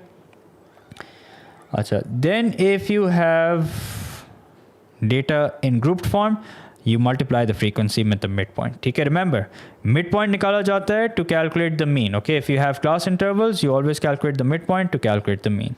Okay? And in questions like these, we don't have mode, we have the modal range. That means the range with the highest frequency. We don't have the median, we have the median interval. And median is calculated not by adding 1. You simply take 50% of the data or divide the total values by 2. That's 25. Start calculating the cumulative frequency. So this is 10. 10 plus 15, that's 25. So what is the range here? The range here is 30 to 60. ठीक हो गया? Achha. Then you have bar chart. Bar chart is used to express qualitative or categorical data. Bar chart के बीच में space होता है, ठीक है? And the bars are all of equal width. ठीक है? The width of bars are the same and they have an equal amount of space between them. Achha. Then there is pictogram, rarely tested. So look at the key. The key is important. The key will tell you what the quantity that it represents. So here you can see one key represents 4 people, which is why if I want to represent 8 people, I've drawn 2 circles. Okay. Banana is equal to 12. Why? Because there are 3 circles. And if I want to represent 5 people, I will draw 1 full circle and 1/4 of a circle. ठीक हो गया? Histogram. Now, although most likely to be tested in paper 4, but still I'll go over it briefly. The frequency density is frequency upon class width. What is class width? Class width is basically the difference between the 2 intervals. Okay. So for example, class width is yeah. So for example, if I want to draw a histogram of this data, I will take the frequency divided by the class width. What is the class width here? It's 10. Why? Because 10 minus 0 is 10. Then similarly, The class width over here is 30 minus 10, which is equal to 20. So 20 upon 20, that gives me the frequency density. Whenever you have to make a histogram or anything to do with the graph, make sure that you first get yourself familiar with the scale. Very important before you do anything. पहले scale को study करो so that you know where to place 0.5, where to place non-integer values, and you don't mess it up, okay? Yes, so for example, I was going through the candidate response and noticed that they do penalize. For example, this is 1.2, this is 1.4. That means 1.3 will be exactly in between 1.2 and 1.4. Now, if you be too casual about it, you're going to end up losing marks. Like for example, if you place it over here or if you place it over here, you're going to end up losing marks, and obviously you don't want that. ठीक हो गया? Achha. Then you have frequency polygon. Again, something that can be tested in paper 1. Frequency polygon is made by joining the midpoint of every class interval. जैसे इसके एक दो सवाल ही हैं. So here we'll find out the midpoint of every class interval. What's the frequency? The frequency is 4. So 2, 4. Then once again, we'll find out the midpoint. What's the frequency? That's 8. So 6, 8. And just like that, you will join another points. You don't have to connect the start. You don't have to connect it with the any starting point or any ending point. You can leave that as it is and it works just fine. Okay. Another example question. Pie chart, also easy. Remember, the total is 360. So her frequency ko total se divide karke, you're going to multiply by 360 to calculate the angle. Okay, so it's easy. I'm not going to go over it. Cumulative frequency, again, most likely to be tested in paper 2 in calculator, but in paper 1, you always get questions where the cumulative, not always, but most of the time you get questions where the graph is already drawn. Okay? But iski ye cheezein dekh lo. Median is 50% of the total data, and then you look at the corresponding value. Like for example, 160 hai, total values. 50% of it will be, total is 320, 50% of it will be 160. Look at the corresponding value. Then same goes here. Upper quartile is 75% of the total frequency. Lower quartile is 25% of the total frequency. Interquartile range is upper quartile minus lower quartile. Acha, ye dekh lo. Sometimes you may be asked to comment. So interquartile range is basically to help us determine the consistency of the values. The higher the interquartile range, that means the values are not consistent. The lower the interquartile range, that means the values are close to one another. Acha. Cumulative mein ek cheez yaad rakho that whenever you're asked to calculate more than a certain value on the x-axis, you always do total minus the answer. Like for example, if you're asked to calculate the number of children with height greater than 106, so you will identify 106, you look at the corresponding value, that's 102. Now 102 are the number of students with height less than 106 centimeter. Now since we want more than, we'll subtract it from the total. Okay? Okay. Here there are some IGCSE only. Acha, ye aa gaya. Easy hai correlation. Positive correlation mein you get an upward sloping line. Negative correlation mein you get a downward sloping line. Acha, line of best fit kya hoti hai? Line of best fit is a line that's passing through the center of the data set where the number of points lying above are equal to the number of points lying below. Acha, ye kuch log bolte hain ki kya isko origin se start hona chahiye? Not necessary. Just imagine all the points in a very tight rectangle and then look for a point where you can draw a line so that the number of points lying above are equal and the points on the line will not be counted. Okay? That's the best way to draw a line of best fit. Yes, so for example, here you can see 1, 2, 3, 4 points lying above, 1, 2, 3, 4 points lying below, and the point that's on the line, I'm not going to count that. Okay? That's how you draw a line of best fit. Isme hamare answers different ho sakte hain. Okay, which is why you will never see in the marking scheme a final answer or even a range of answers. Why? Because the range is very wide. As long as your line of best fit is correct and as long as you take correct readings from it, you'll be fine. Simple as that. Achha. Then this is IGCSE a stem and leaf. Yeah, stem and leaf is IGCSE only. Stem and leaf is simple. Remember, if you have similar values, like for example, here you can see that we have a lot of 2-digit values. So what I can do is every tens digit can be assigned as the stem can be assigned to every tens digit. So you can see 1, 2, 3, and then all the other values can represent the unit. So for example, if I want to write 17, 13, 18, 15, all I can do is year 10 fix ho gaya. If I write a 3, this will be taken as 13. Then if I write a 5, this will be taken as 15, 17, and 18. Make sure that you write the key. Key will basically help whoever is reading this unlock or figure out exactly kisko kis tarah se padhna hai. Acha, and yeah, that's it. Acha, ek cheez dekh lein aap log कि how to calculate the quartiles of ungrouped data, meaning if you have ungrouped data, how can you use that to calculate the interquartile range? So अब इसके अलग अलग formulas होते हैं. कुछ लोग इसको n plus 1 into 3/4 करके कराते हैं, कुछ लोग इसको into 1/4 करके कराते हैं. I don't do it like that. This is the way that I do it. If you want to calculate the lower quartile of ungrouped data, what you do is, सबसे पहले तो आपने median calculate कर लिया, ठीक है? So here is the working for median. The median is 10.5. Why? Because it's going to be in between the 6th and the 7th term. अच्छा, up to calculate the first quartile, what you do is you divide the data into half and you find out the median of the first half. Okay, this is the way that I prefer. You find out the median of the first half. So this is the first half of the data. Iska median kya hoga? There are total 6 terms. So 6 plus 1 is 7. 7/2 is 3.5. That means the third and the fourth term. So the third and the fourth, the average of the third and the fourth term becomes the lower quartile. Similarly, if you want to find out the upper quartile, you use the same formula, except that you apply it to the second half. So here's the second half of the data. You calculate the upper quartile, which means the median of the average of 12 and 13, and you get 12.5. Okay, and with the help of this, you can calculate the interquartile range. ठीक हो गया? Okay, now. Angle properties of circles. Remember the properties. Radius and tangent meet at 90 degrees.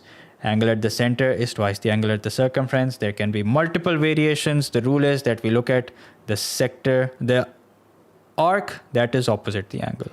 Okay, if the arc opposite the angle is the same, that means we can apply this property. Okay, and there are multiple variations. इसमें अक्सर confusion होती है कि the angle, the double angle will be this one or this one. So it's always the one that's outside. Why? Because this angle is facing this arc and this angle is also facing this arc. Then angle opposite the circumference, angle at the circumference opposite the diameter will always be 90 degrees. Make sure that you remember these rules so that if you're asked to mention, you mention it. Then cyclic quadrilateral, which means opposite angles in a cyclic quadrilateral are supplementary. So here you can see the opposite angles add up to 180. And even if you have a quadrilateral that's squeezed on the side, as long as all 4 of its sides are touching the circumference, the property holds. Okay? अच्छा, property number 5, this is a sneaky property, it's called the same segment. So इसमें हम क्या ढूंढते हैं? इसमें हम वो bow tie ढूंढते हैं. Bow tie बोल दो, yeah, you can call it a butterfly, but that's not what we write. Okay, we use these terms so that it's easy for us to remember. And once again, the two angles should be facing the same arc and they should be at the circumference. Okay, both angles at the circumference, both angles are facing the same arc. Once again, it can be tested in very sneaky ways. You can have the entire shape squeezed to one side, or it can be tested in a nice way, or sometimes even like this. ठीक हो गया? अच्छा, ये property काफ़ी frequently आ रही है. It's called alternate segment. And I've done multiple videos on it. The best way to identify is to look at an angle, look at the chord opposite to it, and the tangent will make the same angle with the chord. So if this is A, this will also be A. Here is angle B, look at the chord opposite to it, the tangent will make the same angle with the chord. Okay, we call this alternate segment. So then there is this, two tangents that meet at an external point will be equal in length, and then there is this, not tested frequently, but it can be tested, A plus B, given that this is the center of the circle, so A plus B equals to C, and here's a little explanation behind it. Okay? And then I've done lots of streams on angle properties of circles, you guys can check that out. अच्छा, graphs of functions भी देख लेते हैं, और मैं इतने ज़रा chat खोल के देख लेता हूँ what's going on.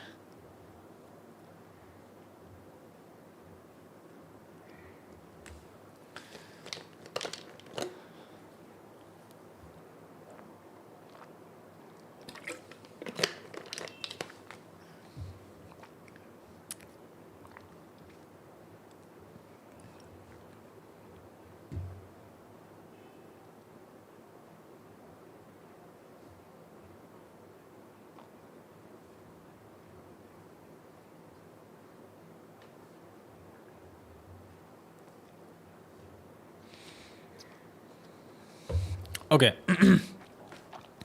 So school taught us shoelace method for area triangle. It's not in the syllabus. Was the last thing that you did in SATA? What is that? I don't know.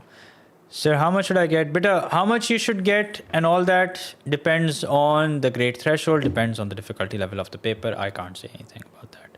Okay? No, we did not go over bearings yet. Okay? Wait a minute, trigonometry, ओ हाँ bearing हमने नहीं, bearing वाला part मैंने skip कर दिया, yes bearing ज़रा मैं दोबारा कर लेता हूँ, ठीक है. Sir in which data we don't add 1 to find median? Only in group data with class intervals or in cumulative frequency. अच्छा बेरिंग वाला पार्ट आप सही कह रहे हो, मैंने गलती से स्किप कर दिया. Should probably go over that first.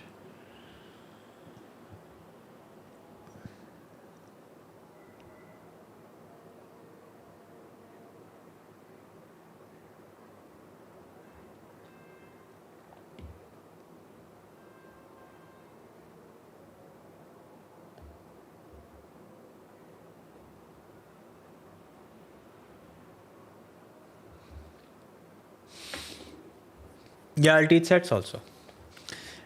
बेटा angle of elevation, angle of depression मैंने इसलिए मिस किया है क्योंकि it's not something that's tested in paper 1. ठीक है. अच्छा अब हम कुछ टॉपिक्स को ज़रा प्रायोरिटाइज करेंगे over the others so that we can finish on time. ठीक है. सो या I'm going to disable the chat once again. Let's go. अच्छा bearings. Now what is the idea behind bearings? Bearing का idea ये है so that you know what direction you have to steer in to go from one point to another. Bearing के rules, it's always measured from the north, always measured in a clockwise direction, and always given in at least 3 digits before the decimal. Meaning if it's 60 degrees, you will give it as 060. Achha, always look at the letter after the word from. If it says B from A, that means we will draw the north at A, and then we will measure the angle in a clockwise direction. Okay? So what is this angle? If it's making a north and east, that means the angle will be 90. We'll do 90 minus 35, that's 55. So that is the bearing of B from A. Okay, if it's A from B, that means you will draw the north at B, and there is a shortcut which I will explain in a minute. Okay? Now here are some examples. Ab ye dekh lo, reverse bearing. Finding the bearing of B from A using the bearing of A from B. If let's suppose the bearing that you have calculated from A to B is less than 180, for the opposite you will add 180 to it. Okay, so for example, if the bearing of A from B is less than 180, we add 180 to find the bearing of B from A. If the bearing of A from B is more than 180, we subtract 180 to find the bearing of B from A. Just say here, A from O is 55. So to find out O from A, what we'll do is we will add 180 to 255 and you get 235. B from O is 135. To find out the opposite, you add 180, you get the same answer. C from O is 252. To find out the opposite, you subtract 180 from 252, you get the answer. D from O is 340. To find out the opposite, you subtract 180 from 340, you get the answer. Okay? This is only when you are given A to B and you have to find out the opposite. Okay? Only then do you use this rule. Okay? Now, let's talk about graphs of functions. अब graphs of functions के simple से concepts हैं that are tested. ठीक है? Most likely it's a paper 2 question, but sometimes it's tested in paper 1 also. और paper 1 में किस तरह का question आता है वो देख लेते हैं. इस तरह का. Where you have to draw a suitable straight line and you have to use your graph to solve the equation. अच्छा, graphs of functions में जो वो cubic reciprocal वो हैं वो इसके बाद हम करेंगे. So what you do is you bring the left hand side of the equation equal to the equation of the curve. For that you can either add, subtract, multiply, divide. Like for example, this is the equation of the curve 2 power x upon 5 and we have to use our graph to solve this. What I need to do is in order to bring the left hand side equal to the equation of the curve, I need to divide the left hand side by 5. That means I need to divide the right hand side by 5 as well.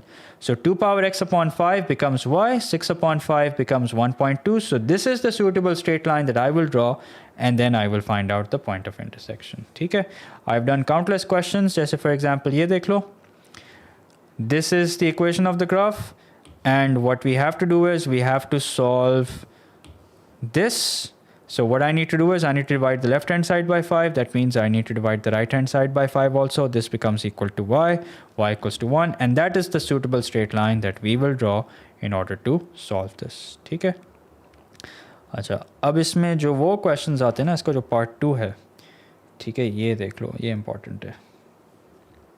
Curve sketching, where you have to draw linear, quadratic, cubic, exponential, rational, and then trigonometric, which is for IGCSE only. So linear function, we all know. Remember, if the line is upward sloping, it will have a positive gradient. If it has a negative gradient, it's downward sloping. Y equals to C is horizontal. X equals to B is vertical. Okay? Quadratic में quadratic curve के important points क्या होते हैं? The nature, whether it's going to be a happy face or whether it's going to be a sad face. The turning point is important, the x-intercepts are important, the y-intercepts are important. How do you determine the nature? Nature is determined by looking at the coefficient of x squared. If it's positive, it's minimum. If it's negative, it's maximum. How do you determine the turning point? The turning point is determined by bringing it in completed square form. I've made videos on it. You guys can go check it out. Okay? Acha. And then the y-intercept is found by simply plugging in 0 in place of x, and the x-intercept is found by simply plugging in 0 in place of y. When you plug in 0 in place of y, you can solve it by middle term breaking if that's possible, quadratic formula, or even completing square. अच्छा, अब आ जाते हैं cubic के. अब cubic में you can either have 3 x-intercepts or 2 x-intercepts or 1 x-intercept. And what you need to know are the x-intercepts, the y-intercept, and the nature. In cubic, there are no turning points. अच्छा, अब cubic में जो coefficient of x cube है वो बहुत matter करता है. If the coefficient of x cube is greater than 0, you have a maximum minimum curve. If the coefficient of x cube is less than 0, you have a minimum maximum curve. Okay? So for example, if you're supposed to draw this, first of all, you will find out the x-intercepts. How? By equating this to 0 and one by one equating every expression to 0, and you will find out the x-intercepts. Okay? We did a question similar to this in the last mock.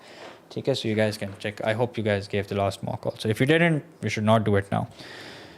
Okay, so x-intercepts are 1, -2, and 3. For the y-intercept, we're going to plug in 0 in place of x. We get y equals to 6. And what about the coefficient of x cube?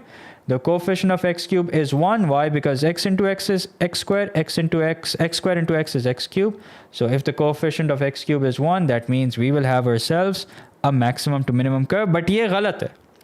ये गलत इसलिए है because if you look at the x-intercepts, they are -2, 1, and 3. Now, the quadratic curves are perfectly symmetrical. Cubic curves are somewhat symmetrical. That means if you have two x-intercepts, -2 and 1, then your curve will turn somewhere in between these two x-intercepts. Okay, somewhere in between does not mean that you start calculating to the nearest decimal. That's going to be a total waste of your time.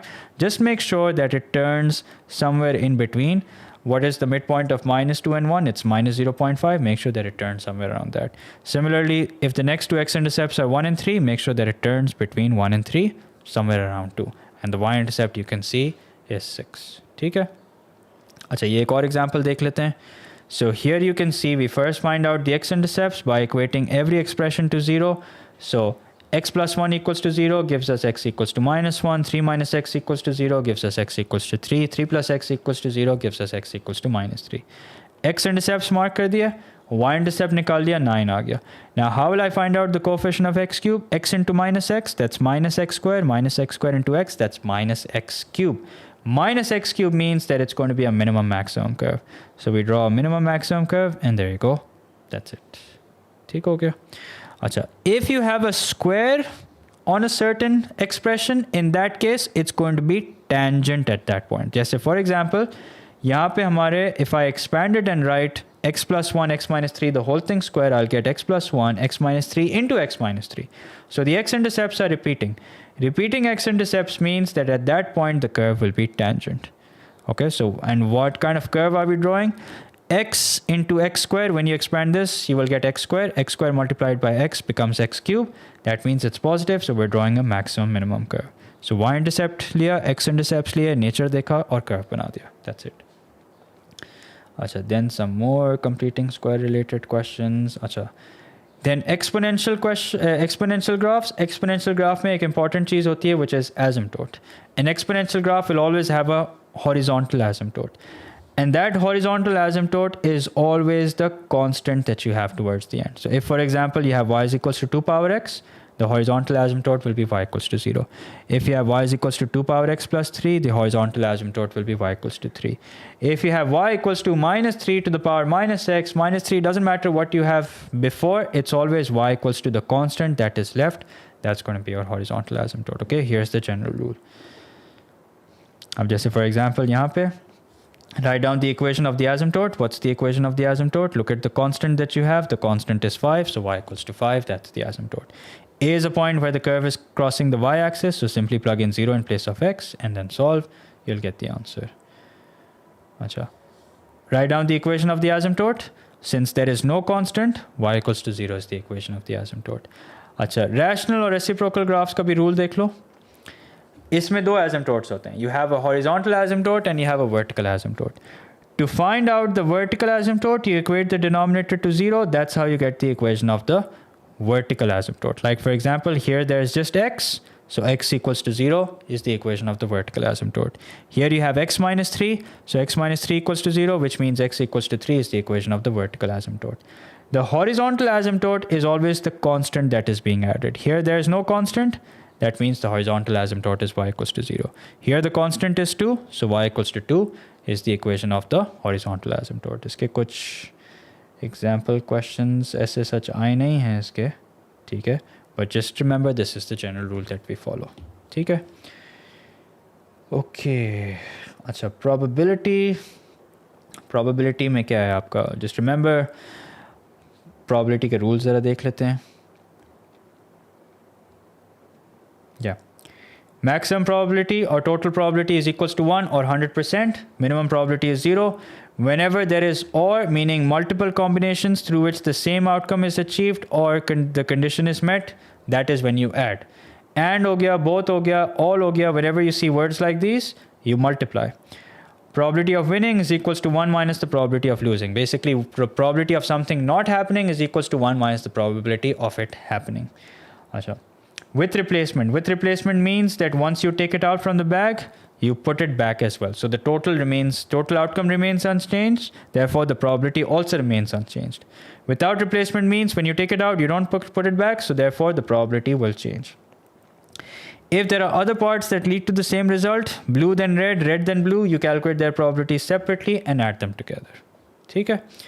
ये आपके rules and probability के. Make sure that you invest a good amount of time in making the tree diagram correctly because everything will be dependent on that. ठीक है? अच्छा, then there is a concept which is relative frequency. अब relative frequency एक बहुत ही simple सा concept है. ठीक है, relative frequency. I think relative frequency मैंने separate कराया है.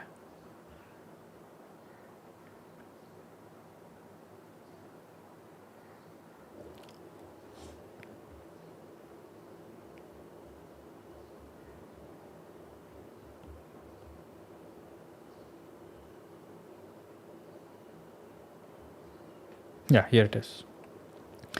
So relative frequency means that it's like probability. So here is a data where a dice is thrown 400 times and you want the relative frequency of throwing the number 2. That means the frequency of that outcome divided by the total outcome. So what's the frequency of 2? That's 80 divided by the total outcome, which is 400. Now with the help of this data, we can estimate. So if we throw it 400 times, we get 280 times. If Imran is throwing the dice 1,000 times, how many times can we expect to? We can cross multiply, get the answer. Or we can use the relative frequency as probability and multiply it by 1,000 and we can find out that it's possible that a 2 can be obtained through 200 times. Okay? Okay, then you have sets and Venn diagram. Again, shading का क्या rule है? Shading का rule ये है कि you first number the region.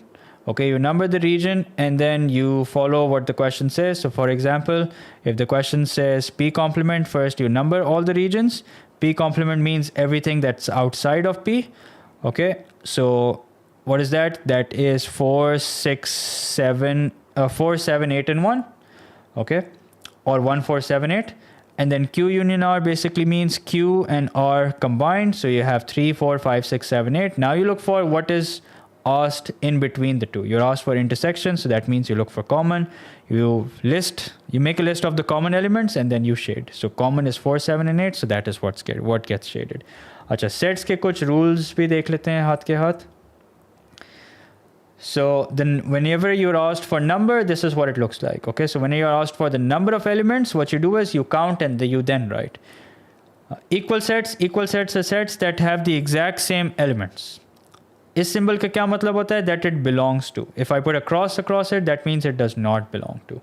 Empty set or null set means it's a set that contains no elements. Like for example, if I ask you to make a set of prime numbers divisible by 4, it's not possible. Universal set is a set that contains all of the sets represented by a rectangle in Venn diagrams. Every other set is represented by a circle. So Venn diagrams, complement of a set, important. Complement of a set is a set of all the elements that are inside the universal set but not in set A. So for example, this is the universal set and this is set A. So what will be A complement? A complement will basically be all the elements except for the elements in set A. That means 1, 3, 5, 7 and 9. ठीक हो गया? Okay. Then subset aa gaya. You guys can review this from the notes. It's very rare that you get a question on this, but it is still possible. ठीक है? And there are word problems also. Word problems pe bhi I have plenty of videos. Make sure to check that out. Remember this formula. Okay. The total is equals to A plus B minus both plus neither. This is what the total is equal to. ठीक है? And yeah. ठीक हो गया? Okay. Sets and Venn diagram हो गया. Similar triangles. Now, similar triangles, two triangles. There are questions where you have to prove that two triangles are similar. Okay. In that case, two triangles are similar if all the angles are exactly the same. Or if the ratio of the lengths is exactly the same. Just for example, वैसे similar triangles पे मेरी पूरी एक video है, but I'll just quickly go over it also. If let's suppose you're asked to prove that these two triangles are similar, so you will write down the reasoning also. So first of all, you will say angle BAC. Okay, you can do this in any order, but just make sure that the angles that you pick are equal. BAC, that's this angle, that will be equal to this angle. Reason, alternating angles. ABC, that's this angle. What will this be equal to? This will be equal to this. Reason, alternating angles. And then these two angles will be equal. Reason, vertically opposite, or you can also say sum of interior, same thing. Achha, sometimes there is a question, a deadly combination where you have similar triangles combined with circles. ठीक है? अब यहाँ पे we'll have to use circle properties to prove that they're similar. So for example, these two angles are equal because of same segment. These two are equal because of same segment. These two are equal because of corresponding angles. ठीक है? अच्छा, when you know that the two triangles are similar, what do? You make the ratio of length. So AB divided by CA, that's AB divided by CA, equals to BC divided by AD. So you can see that BC divided by AD. This is equal to AC upon CD. Okay, and then using this ratio, you see which lengths are given, which lengths are not, and then you find out whatever it is that the question says. ठीक हो गया? Okay, some example questions. Then don't forget this formula, A1 upon A2 equals to L1 upon L2, the whole thing square. And yeah, acha, if you're talking about similar shapes and the question is about volume, then V1 upon V2 equals to L1 upon L2, the whole thing cube. Okay, this formula can be applied to any set of shapes given that they're geometrically similar or mathematically similar. So always look for these words, mathematically similar, yeah, geometrically similar. If that's the case, that means you can apply this formula for area, this formula for volume. ठीक हो गया? Okay, now vectors. Vectors may remember the addition rule, remember the subtraction rule, remember the magnitude, remember position vector, all those kind of stuff. Magnitude basically means the length of the vector, that is square root of x square plus y square. Two vectors are equal if they have the exact same length and the magnitude. Negative vectors kya hote hain? That they are exactly in the opposite direction. So if AB is 3 and minus 4, then BA will be minus 3 and 4. ठीक है? अच्छा guys, just give me 1 minute. मैं एक announcement कर दूँ.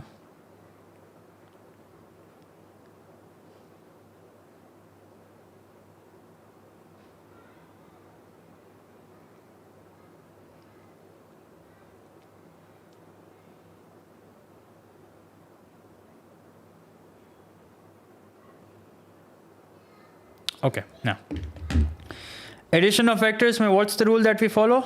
Head to tail rule. The head of the first vector should be equal to the tail of the second. If that's the case, that means the two vectors can be added. Okay? Subtraction of vectors remember this rule, near, near, far, far, and the starting point should be the same. So that means if you're doing OY minus OX, these two vectors can be subtracted. Why? Because they have the same starting point. और इसका result हम कैसे लिखेंगे? इसका result हम ऐसे लिखेंगे that the letter close to the equals to sign will remain close to the equals to sign. The letter that is far from the equals to sign will remain far from the equals to sign. Okay? This is how you subtract. Now, so what is position vector? Position vector is a vector relative to origin. Okay? So if you have point A This is in point form. If I write it in position vector form, this is what it becomes. Okay? So if you're given the coordinates of A and the coordinates of B and you're asked to find AB, you can do that using subtraction, you can do that using addition, but subtraction is easier. AB is equals to OB minus OA. Once again, you can see starting point dono ka same hai, and the letter that's close to the equals to sign has remained close to the equals to sign. The letter that is far has remained far from the equals to sign. ठीक है? अच्छा फिर PQ, same concept. Some example questions. Parallel पे आ जाते हैं. Parallel सबसे ज़्यादा important है. When two vectors are parallel, whatever is the ratio of x, the x components will also be the ratio of the y components. जैसे for example, एक second इसका direct कोई एग्जाम्पल क्वेश्चन ही देख लेते हैं.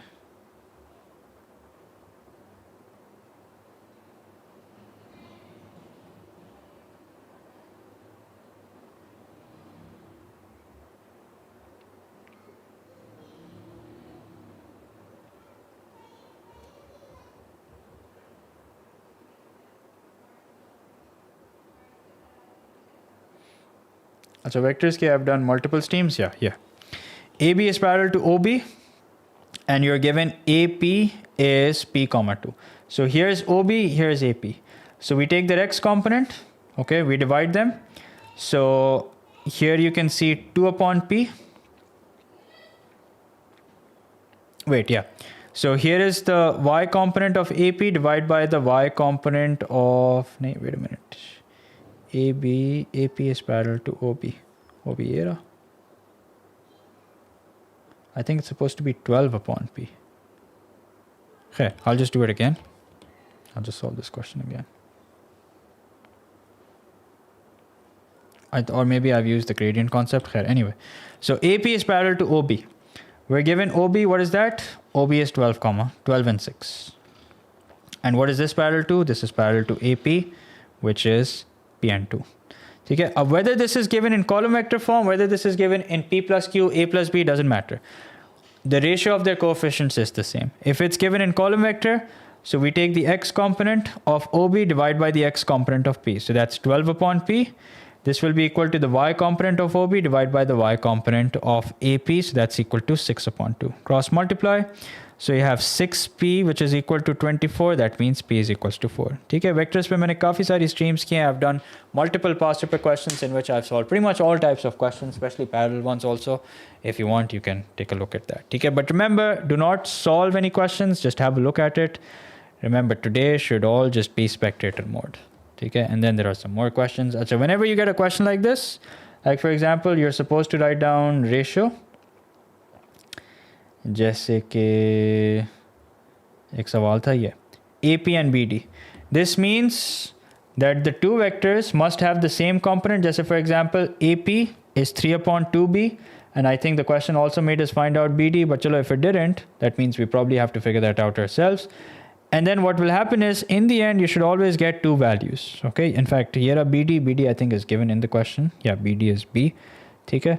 So you can see that they cancel, and then in the end what we end up with are two values only. Okay, a special type of quadrilateral, make sure that you analyze if opposite sides are parallel. How will I know that opposite sides are parallel? They will have, so for example, if this is A, this will be K times of A. If this is the case, if the opposite sides are parallel, how will I know that they're parallel? Their vectors will be scalar multiples, meaning एक कोई letter होगा और दूसरा उसका एक constant से multiplier होगा. That means that it's a trapezium. ठीक हो गया? अच्छा, and then there are some past paper questions that I've solved. अच्छा, how do you show that it's a straight line? In a straight line also the same rule applies. Okay, the same rule in parallel also applies in a straight line. So for example, we have to show that ATM is a straight line. So we find out the vector AM. We've probably done that somewhere. It's minus A plus 3C. And then we find out any other vector. Could be TM, could be AM, could be ATs. But since we've already worked out AT, we use that. So you pick the coefficient of A from here, which is minus 1, divide by the coefficient of A from here, which is minus 2 upon 3. Later on, they cancel and they become plus.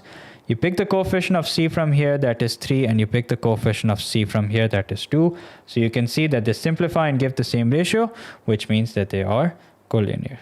ठीक है, तो ये हमारा vectors हो गया. Okay. Then there is transformation. Transformation, remember the rules. If it's a reflection, for reflection, you give the line of reflection. Okay, all the points lying on the line of reflection are invariant. There are some rules. Okay, if it's along the x-axis, there is a standard rule. Here it is, the sign. If it's along the x-axis, the sign of the y-coordinate changes. If it's along the y-axis, the sign of the x-coordinate changes. If it's along the line y equals to x, the values become swapped. If it's along the line y equals to minus x, then the values become swapped and the sign also changes. Any other line, you look at the perpendicular distance. Okay, whatever is the perpendicular distance of the point from on one side, you're going to take the same on the other side. How to find out the line of reflection? Sometimes it's very easy to eyeball. Sometimes what you do is you find out the midpoint of the object and the image, you join them, you get the line, and then you find out their equation. Okay? Shape and size remain the same when you reflect it, although the image is inverted. Defined by the line of reflection, all points lying on the line of reflection are invariant. Normally, reflection ka jo question aayega is worth 2 marks. Okay? Rotation. Rotation is defined by center, angle, and direction.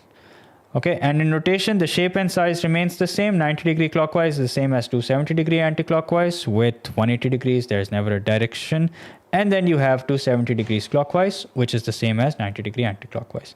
Achha, there have been 2 exceptional cases with 110 degrees and 45 degrees. I have a video on it. Make sure to check it out. Usme hum ruler or compass ki madad se banate hain. It's only been tested twice. So once was 110 and the other was 45 degrees. Okay, 110 में एक पूरा triangle था जो आपने rotate करना था, and 45 degrees there was a flag which you had to rotate 45 degrees. I made a video on the triangle, learned that concept. The same is applied to a flag also. Very rarely tested.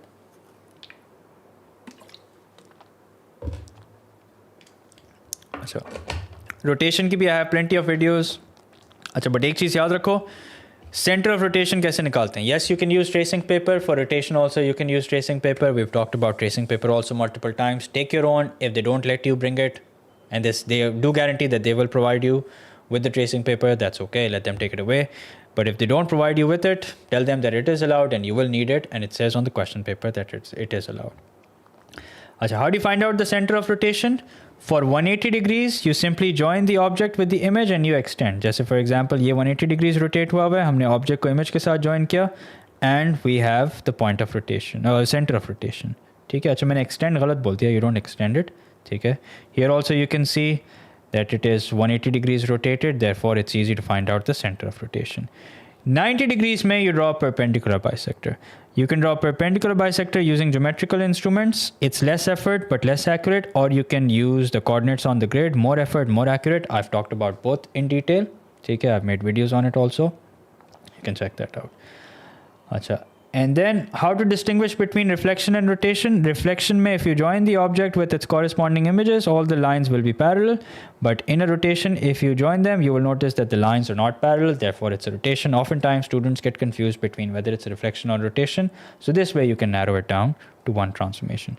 Translation, easier. You're given the image, the object, and if you're given the object and the translation vector, you simply add the translation vector to the object, coordinates of the object, and you can translate it. It's that simple. Achha, enlargement is important. Enlargement mein the shape changes. Okay, the size changes basically. It could become larger, it could become smaller also, depending on the scale factor. So there are 2 important things in enlargement. It's the same. So remember, rotation is worth 3 marks. Translation is also worth 2 marks. Rotation mein 3 marks isliye hote hain for writing down that it's rotation, for writing down the angle and direction, that's 1 mark, and then for writing down the center. Reflection is worth 2 marks for writing down that it's reflection and then writing down the line of reflection. Enlargement is worth 3 marks for writing down that it's enlargement, writing down the center, writing down the scale factor. Okay? Translation is also worth 2 marks for writing down translation and the column vector. Achha, how do you determine the scale factor? Image length divided by the object's length. So image ki length divided by the object's length gives us the scale factor, or the distance of the image from the center divided by the distance of object from the center. Now note, it's the only transformation where the size of the image changes and the center of enlargement is the only invariant point. When the center is origin, simply multiply the coordinates with the scale factor, you'll get the answer. If it's negative and it's less than -1, the image will be larger. If it's negative and in between 0 and -1, the image will be smaller. And in both cases, if it's negative, it will be 180 degrees rotated. ठीक हो गया? If it's not the origin, then you count the distance, count how far away it is from the origin, multiply that by the scale factor, and then you draw the image. ठीक है? again, I've streamed. Acha, how do you find out the center of enlargement? Join the object with its image and extend it. Join the object with its image and extend it. Join the object with its image and extend it. The points where they intersect is the center of enlargement. But if you see the image to be inverted, like for example here it's A onto C. If you see the image to be inverted but still larger, then find out the scale factor by simply doing object's length divided by the image length divided by the object's length. But make sure to put a minus sign because it's 180 degrees rotated. Okay? And yeah, ये हमारा transformation हो गया. अच्छा जी, kinematics. Okay, kinematics, some important rules. Gradient of distance time graph gives speed. Steeper the line means greater the speed when it comes to distance time graph. Upward sloping line or in a distance time graph means object is moving away from the starting point. A horizontal line in a distance time graph means the object is at rest. Stationary, speed is 0. जैसे कि for example over here, horizontal line means the object is stationary. अच्छा, फिर a downward sloping line means that the object is moving towards the starting point. Gradient of speed time graph gives acceleration. Upward sloping line means speed is increasing at a constant rate, acceleration is constant. Horizontal line means that the distance is, the speed is not changing, but the distance traveled is changing and acceleration is 0. Downward sloping line means speed is decreasing at a constant rate, which means acceleration is constant and will be negative. Area under the speed time graph gives the distance traveled. अच्छा, इसमें conversion भी याद रखना, kilometer per hour to meters per second में कैसे जाते हैं and vice versa. Okay, just remember one, and for the other, you do the opposite, meaning if you go from kilometers per hour to meters per second by multiplying, for the other you will divide. ठीक है? Okay, now some example questions. इसमें majority of the times you will need area of trapezium formula. अच्छा, here is a quick way to convert graphs. If the distance time graph looks like this, the speed time graph will look like this. If the distance time graph looks like this, that means speed is 0. If the distance time graph looks like this, that means speed is increasing. If the distance time graph looks like this, where the distance traveled is increasing at a decreasing rate, that means the speed is decreasing. Okay? Again, rarely tested, but still tested nonetheless. Okay. Now, finally, trigonometric graphs and equations, IGCSE only. Trigonometry के graphs, sine का curve, cos का curve, tan का curve आपको पता होना चाहिए. Remember these values. ठीक है. Cos का graph कैसा होता है? ठीक है. The maximum value, minimum value. Tan graphs, again, stuff that you're supposed to memorize. ठीक है. These values also you're supposed to memorize, and the table values also. Yeah, these values you must memorize so that you can solve trigonometric equations. Now, mostly trigonometric equations are paper 2, but for simple values like, for example, sine x equals to 0.5, you can be asked, or even for values like this, you can be asked to do it in a non-calculator paper. So, ये कैसे पता होगा हमें? How will we solve this? We're supposed to memorize that which angle gives us 1 upon root 3. So, for that, we're going to go back here. Where do we get 1 upon root 3? We get 1 upon root 3 when tan is 30. So that means the basic angle that we will get over here is 30, and because tan is positive, that means it's going to be in the first and the third quadrant. This is IGCSE only. So that means the solution in the first quadrant will be equal to alpha. The solution in the third quadrant will be 180 plus alpha, and that's 210. Okay? So there you go. Then some basic questions. Again, same question. वही वाला question है जो मैंने अभी किया है. Yeah, there you go. Okay, then finally we have differentiation, not finally, but yeah. Differentiation is something that can be, again, IGCSE only, please keep that in mind, this is IGCSE only. What are the concepts? Finding dy by dx, finding gradient, finding turning points, nature of turning points, and finding equation of tangent. What is the objective of this? To find the gradient of the tangent to the curve at any point. Okay, what is the rule to differentiate something like this? Power gets multiplied and you take 1 away from the power. If you have something with only x power 1, when you differentiate it, only the coefficient is left. When you have a constant, when you differentiate it, it's equal to 0. Gradient कैसे निकालते हैं? Through differentiation. You first differentiate and then you plug in the value of x at which you're supposed to find out the gradient. That's going to give you dy by dx, which is basically the gradient. If you're supposed to find out the coordinates of the stationary points के लिए हम क्या करते हैं? We find dy by dx, we equate it to 0, And then we find out the value could be single, could be more than one of the turning points. Then once you have those x values, you can plug them back into the equation of the curve to find out the y coordinate. You can see that if I draw a tangent here, I will get a horizontal line. If I draw a tangent here, I will get another horizontal line, which means gradient of tangent at the turning point is equals to 0. Acha. Then how do you find out the nature of turning point? You double differentiate. Double differentiate means that you have dy by dx, you differentiate it again. When you do that, there are two possibilities. Either you get a constant. If you get a constant, meaning if you get a value, look for whether it's positive or negative. If it's positive, it's minimum. If it's negative, it's maximum. Okay, positive means it's a happy face, negative means it's a sad face. But if it's in terms of x, you plug in the x coordinates of the turning point. Once again, you get a constant. If it's positive, it's minimum. If it's negative, it's maximum. ठीक हो गया? अच्छा. Determine the nature of the turning point. So इसके turning points हम पहले ही निकाल चुके हैं. Turning points आए थे इसके x1 and x minus 1. So this is dy by dx. When you double differentiate, you get 12x. Now this is in terms of x. That means I'll have to 1 by 1 plug in the x coordinate. When I plug in 1, I get 12. The value is meaningless. What's important is the sign. Since 12 is greater than 0, that means it's a minimum turning point. And if you plug in minus 1, you get minus 12, which is less than 0. That means you get a maximum turning point. ठीक हो गया? Then there are some example questions such as equation of tangent dekh lo. Here are the steps. If you want to find out the equation of a straight line, you want the gradient and you want the point through which it's passing. So you first find dy by dx, then you plug in the x coordinate at which you're supposed to find out the gradient of tangent, and you will get at the x coordinate at which you're supposed to find out the equation of tangent. When you plug in the x coordinate, you get the gradient of tangent. Then you plug in x equals to x1 in the equation of the curve, ताकि अगर आपके पास x coordinate है तो y coordinate भी आ जाए. Now you have the gradient, now you have the point, you form an equation using y equals to mx plus c. ठीक है, I've done some examples which you guys can review. Just by the way, I've shared these notes in the link in description. अच्छा, अब last आ जाओ symmetry पे.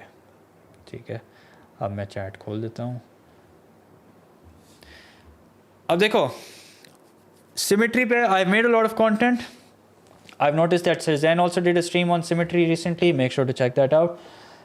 It's a lot of effort for something that takes only 2 or 3 marks. Okay? I'm not saying it's not important. Obviously, it's important, but it's a lot of effort for something that takes that is worth 2 marks or maximum 3 marks. Okay? There are 2 types of symmetry that we have. 3 types actually. Reflectional symmetry, rotational symmetry, and plane symmetry. Reflection symmetry is the line of symmetry. That is, how many lines of symmetry do we have? Rule for that is that a regular polygon will have n lines of symmetry. Okay? अब जैसे कुछ past paper questions हैं, इसमें you just need an eye. Okay, you just need an eye to be able to spot the line of symmetry and maybe some trial and error. Jैसे for example, the question says, shade 2 more small squares so that the diagram has 2 lines of symmetry. So the best way to do it is to do some trial and error.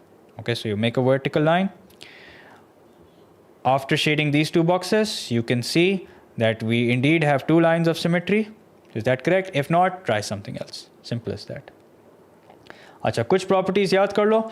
That which shape has only 1 line of symmetry and diagonals cross at right angles? That's a kite. Okay? Again, some symmetry which can only be done through trial and error.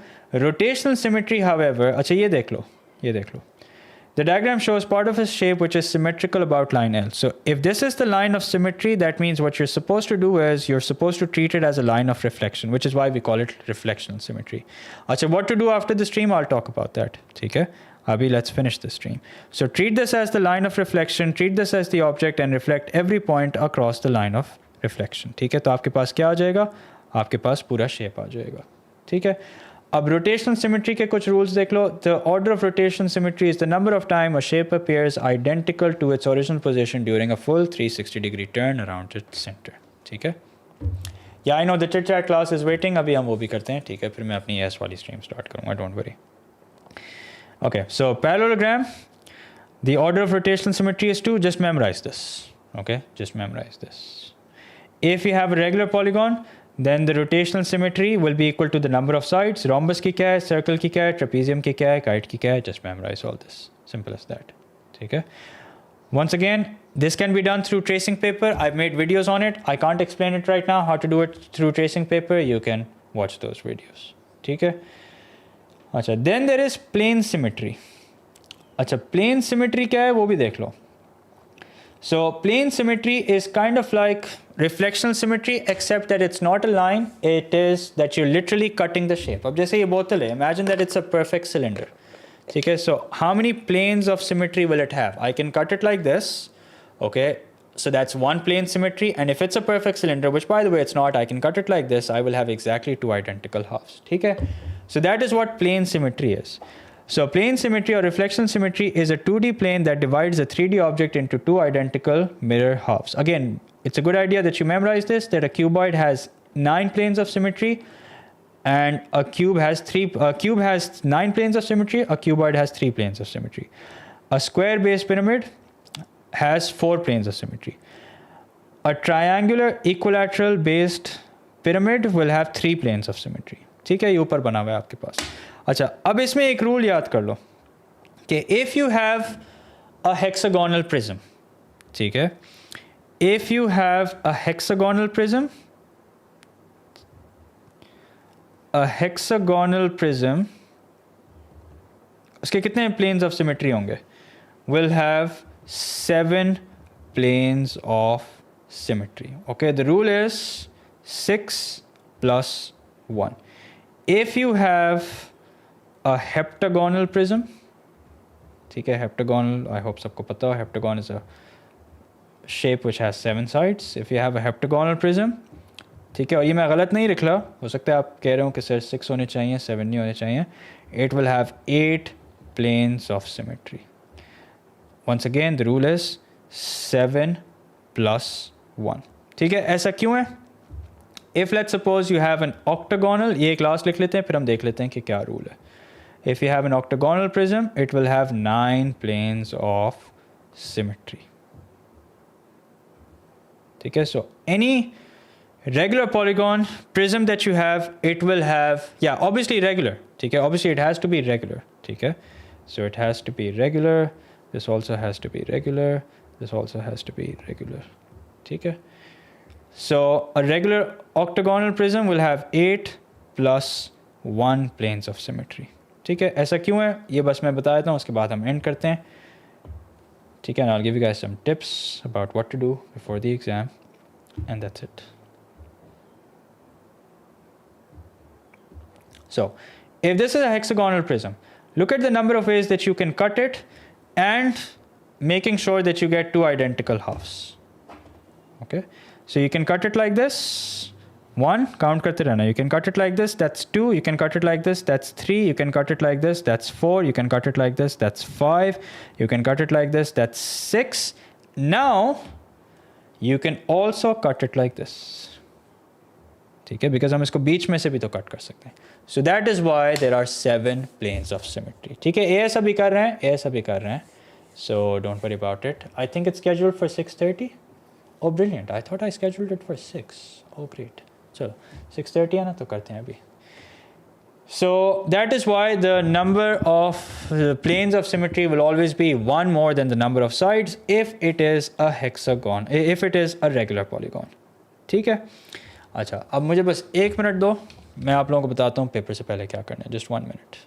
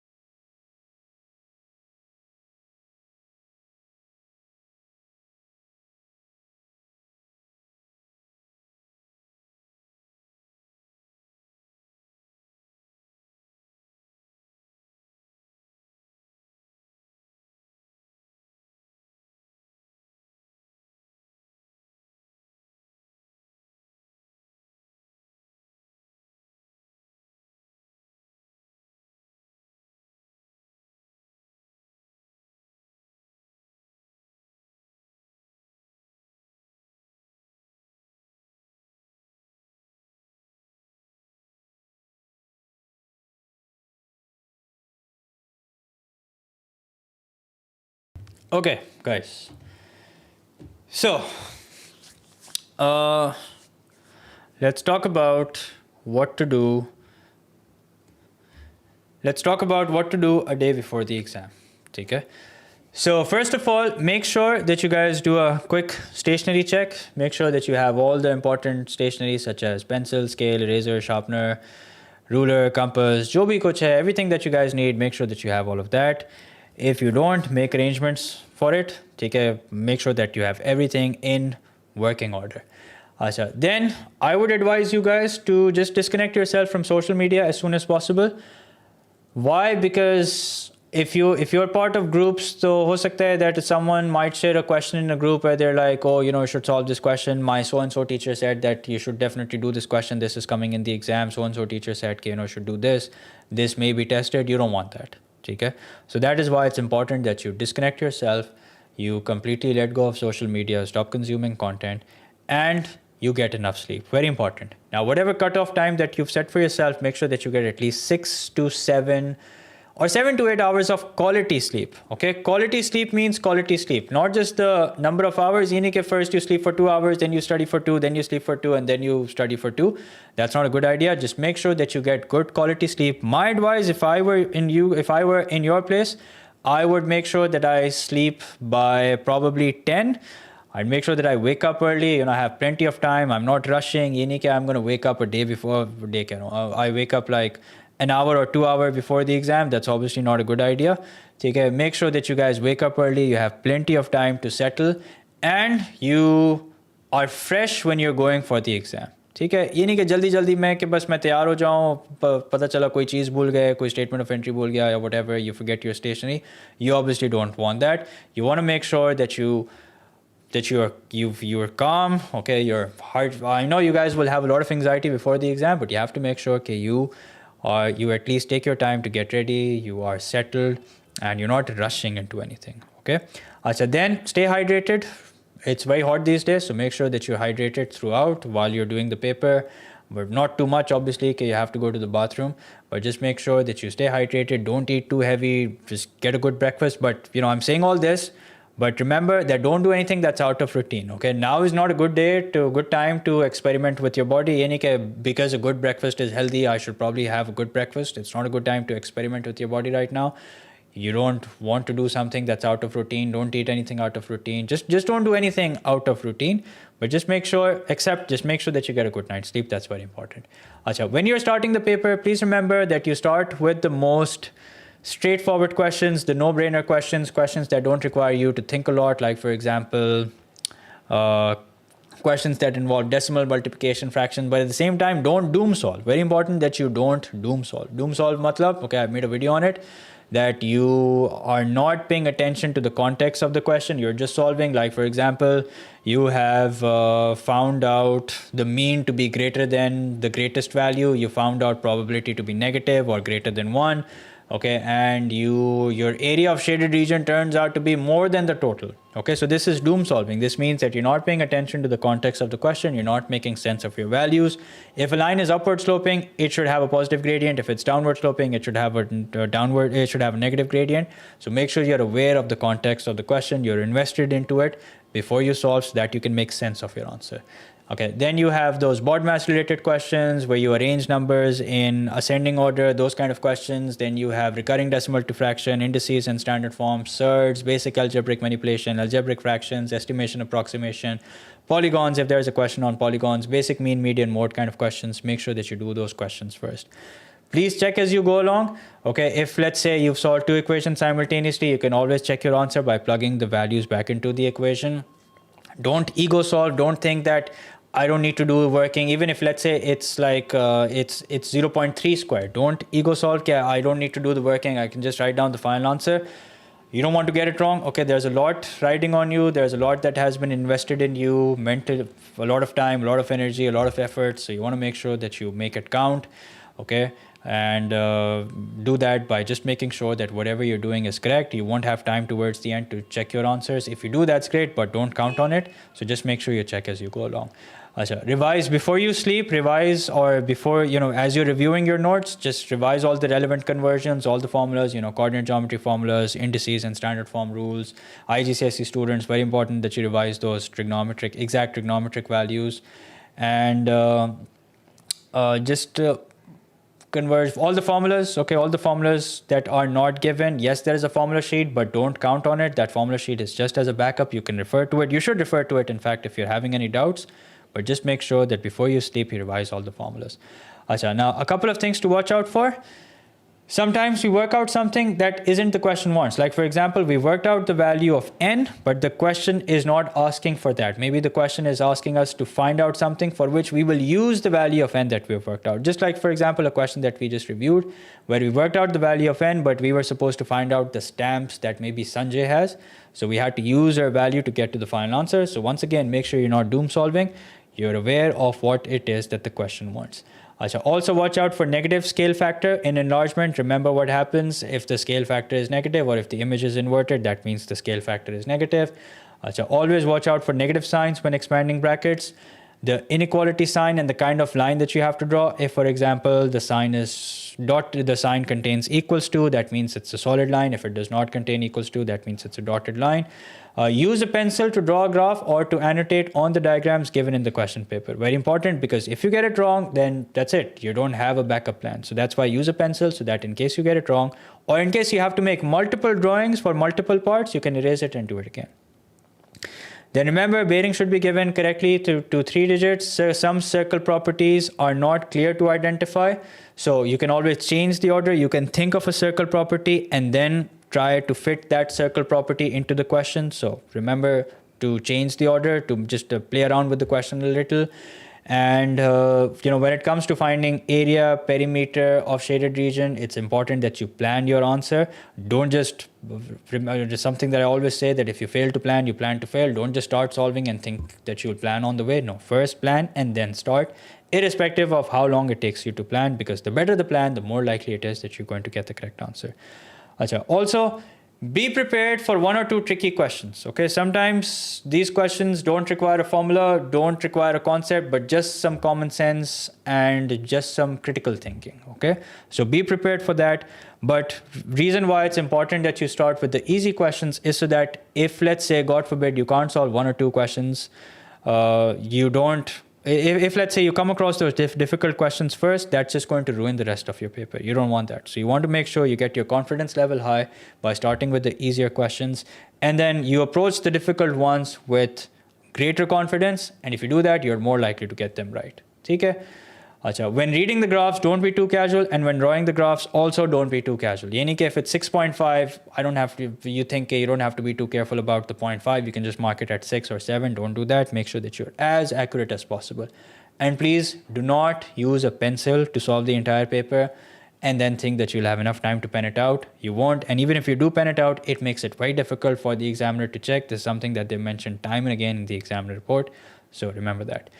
Be careful when drawing graphs or reading graphs. Wait, I've talked about that. I actually have my points open in front of me and I'm reading it from those. Be careful about limits of accuracy. Remember, if you see upper bound, don't just calculate upper bound of everything and work that out. That's obviously not a good strategy. I've taught you guys all the rules.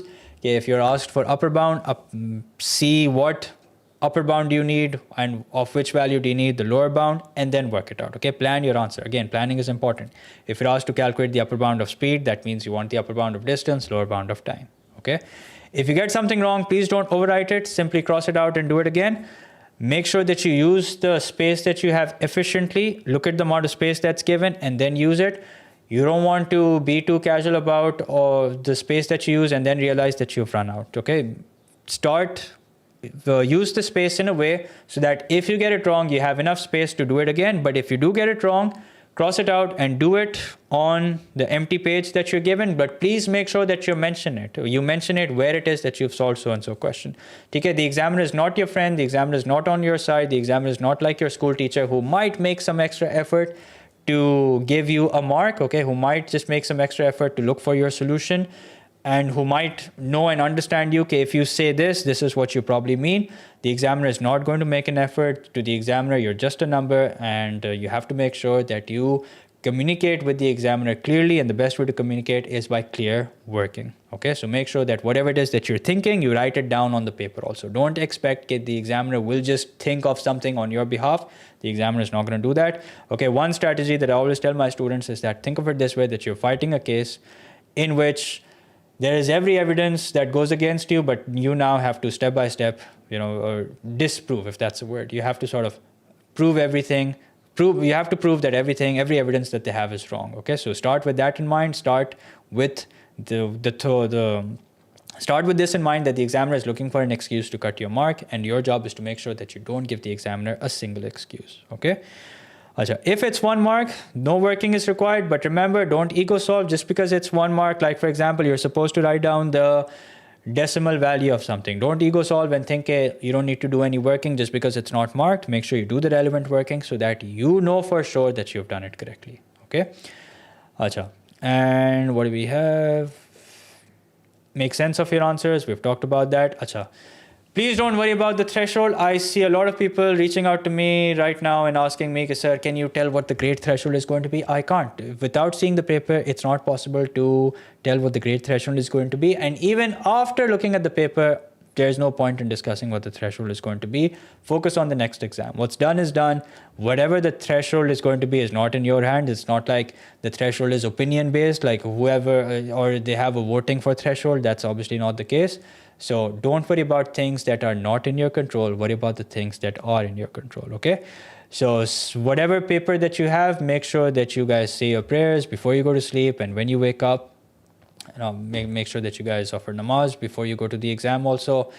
And make sure that you guys pray for yourself and pray for every person who has been invested in this journey with you, whether it's your teachers, your parents, your siblings, your domestic workers, whoever they are. Because there is a lot riding on you, okay? It's not just that you guys are going and giving the exam. There is a lot that has probably happened within those 4, 5, 6 years that you guys have studied for, probably more. So just make sure that you remember all those people in your prayers, and you make sure that you make it worth your effort and make it worth their efforts also. Okay? So yeah, lastly, I will say that just disconnect yourself from social media, just relax, get a good night's sleep, stay away from people who might make it sound that it's just an exam, it's not a big deal, and stay away from people who might tell you that it's too difficult and they're doomed or something. Stay away from extremely negative and extremely positive people. Okay? So that's it, fellas. I'll see you guys inshallah tomorrow. I don't know if I'll do a stream tomorrow, but I'll see you guys soon. And inshallah, as soon as you guys are done with paper 1, we'll lock in for paper 2 and do lots of practice for paper 2. So that's it. Once again, take care. Allah Hafiz.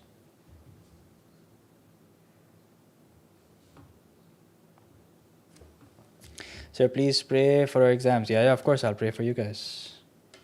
Okay. Locus questions are no longer part of the syllabus. Okay. So take care, guys. Speak to you all very soon. Allah Hafiz. I'll upload on my Instagram a story asking guys how your exam went. So please make sure to tell me, and tell me what topics exactly came in paper 1 so that we can better anticipate what topics are going to come in paper 2. Okay? So yeah. Abhi kya karna hai? Abhi aapne chill karna hai. Abhi just make sure that you're in spectator mode. Just chill. Just review your notes. And just go over the papers that you've solved, go over the difficult questions that you've done, go over your errors, and that's it. Okay, no solving papers, nothing. Yeah, abhi hum AS start karne lage hain 6:30 pe inshallah. Okay? So I'll stop here, fellas. I don't know how many times I've said that already, so take care. Allah Hafiz.